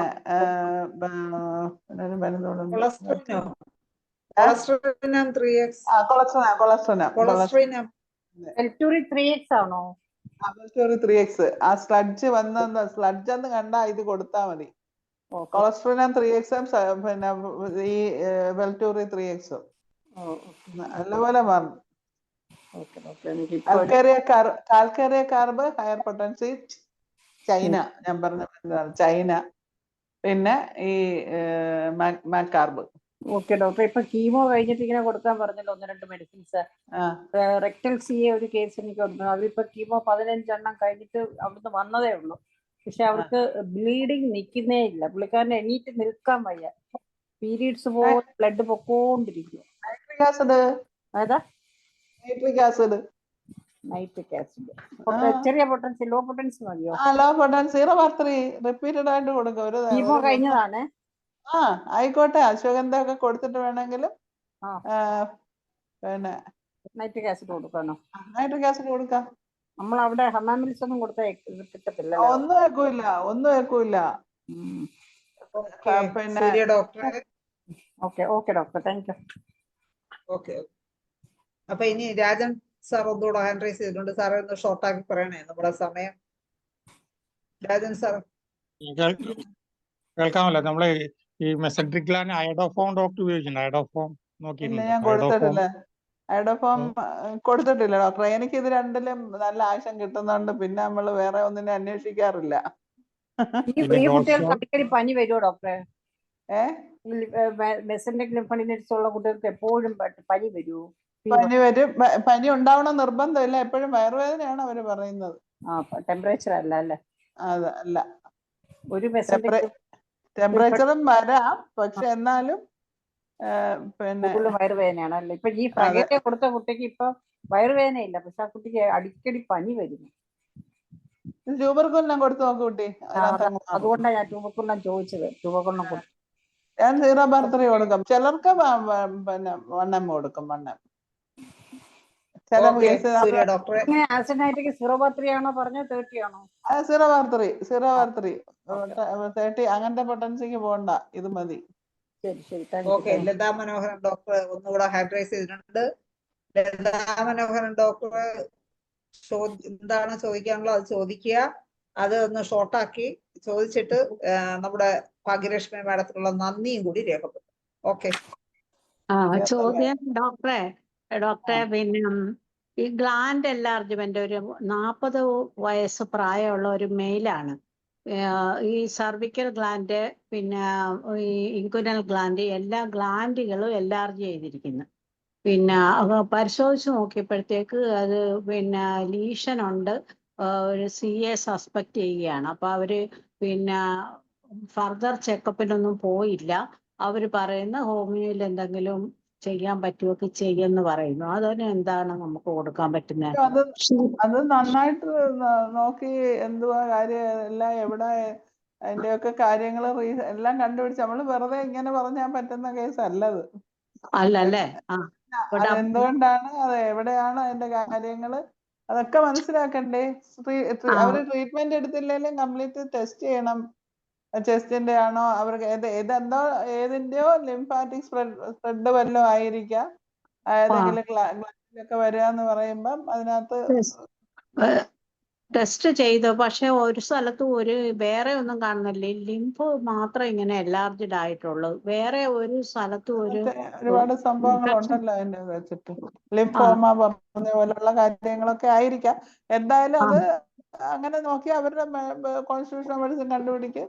പിന്നെ നമുക്ക് കൊടുക്കാന്നുള്ളത് കാൽക്കേറിയ ഫോസ്, ഈ പറഞ്ഞ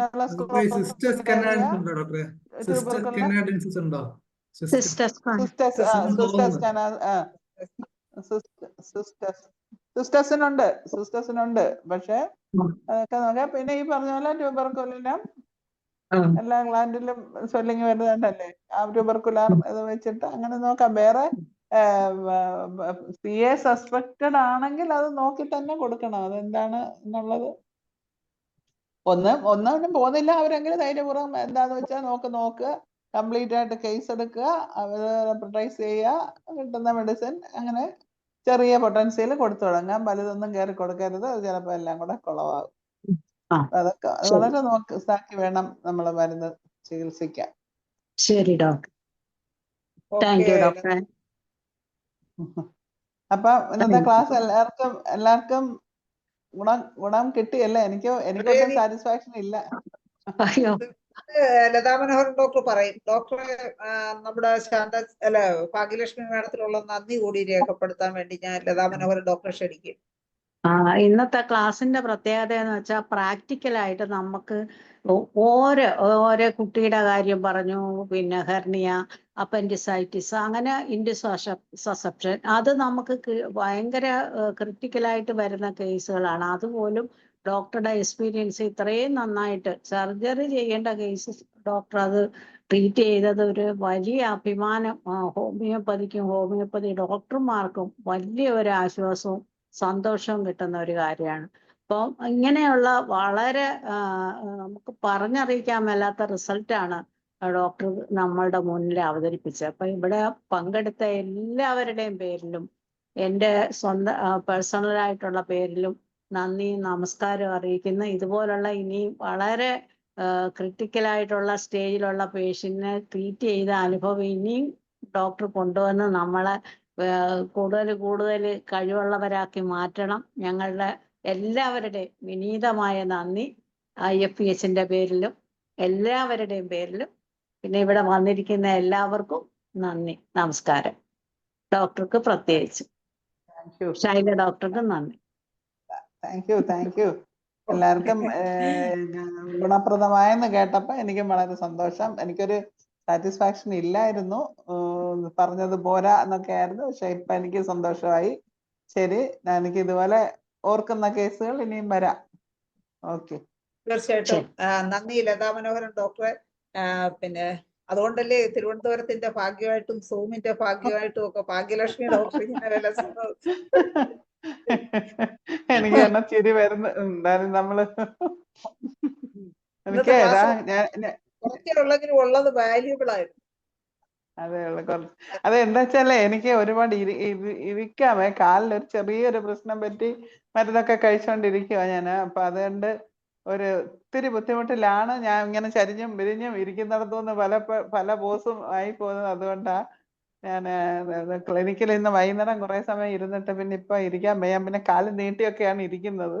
അതൊക്കെ കൊണ്ടുള്ള ഒരു ബുദ്ധിമുട്ടിലാണ്. തുടക്കത്തിലൊക്കെ എനിക്കൊരു അസ്വസ്ഥതയായിരുന്നു. പിന്നെ ഇപ്പൊ ശരിയായി, കുഴപ്പമില്ല. ഓക്കെ, എല്ലാവർക്കും എന്റെ നന്ദി അറിയിക്കട്ടെ. Good night. Okay okay madam, ഈ ബുദ്ധിമുട്ടൊക്കെ സഹിച്ചുകൊണ്ട് നമുക്ക് ഇത്രയും ഇൻഫർമേഷൻസ് തന്ന മാഡത്തിന് ഒരിക്കൽ കൂടി നന്ദി പറഞ്ഞുകൊണ്ടും എല്ലാവർക്കും ശുഭരാത്രി നേർന്നുകൊണ്ടും ഇന്നത്തെ മലയാളം സെഷൻ ഇവിടെ അവസാനിപ്പിക്കുകയാണ്. നന്ദി, നമസ്കാരം.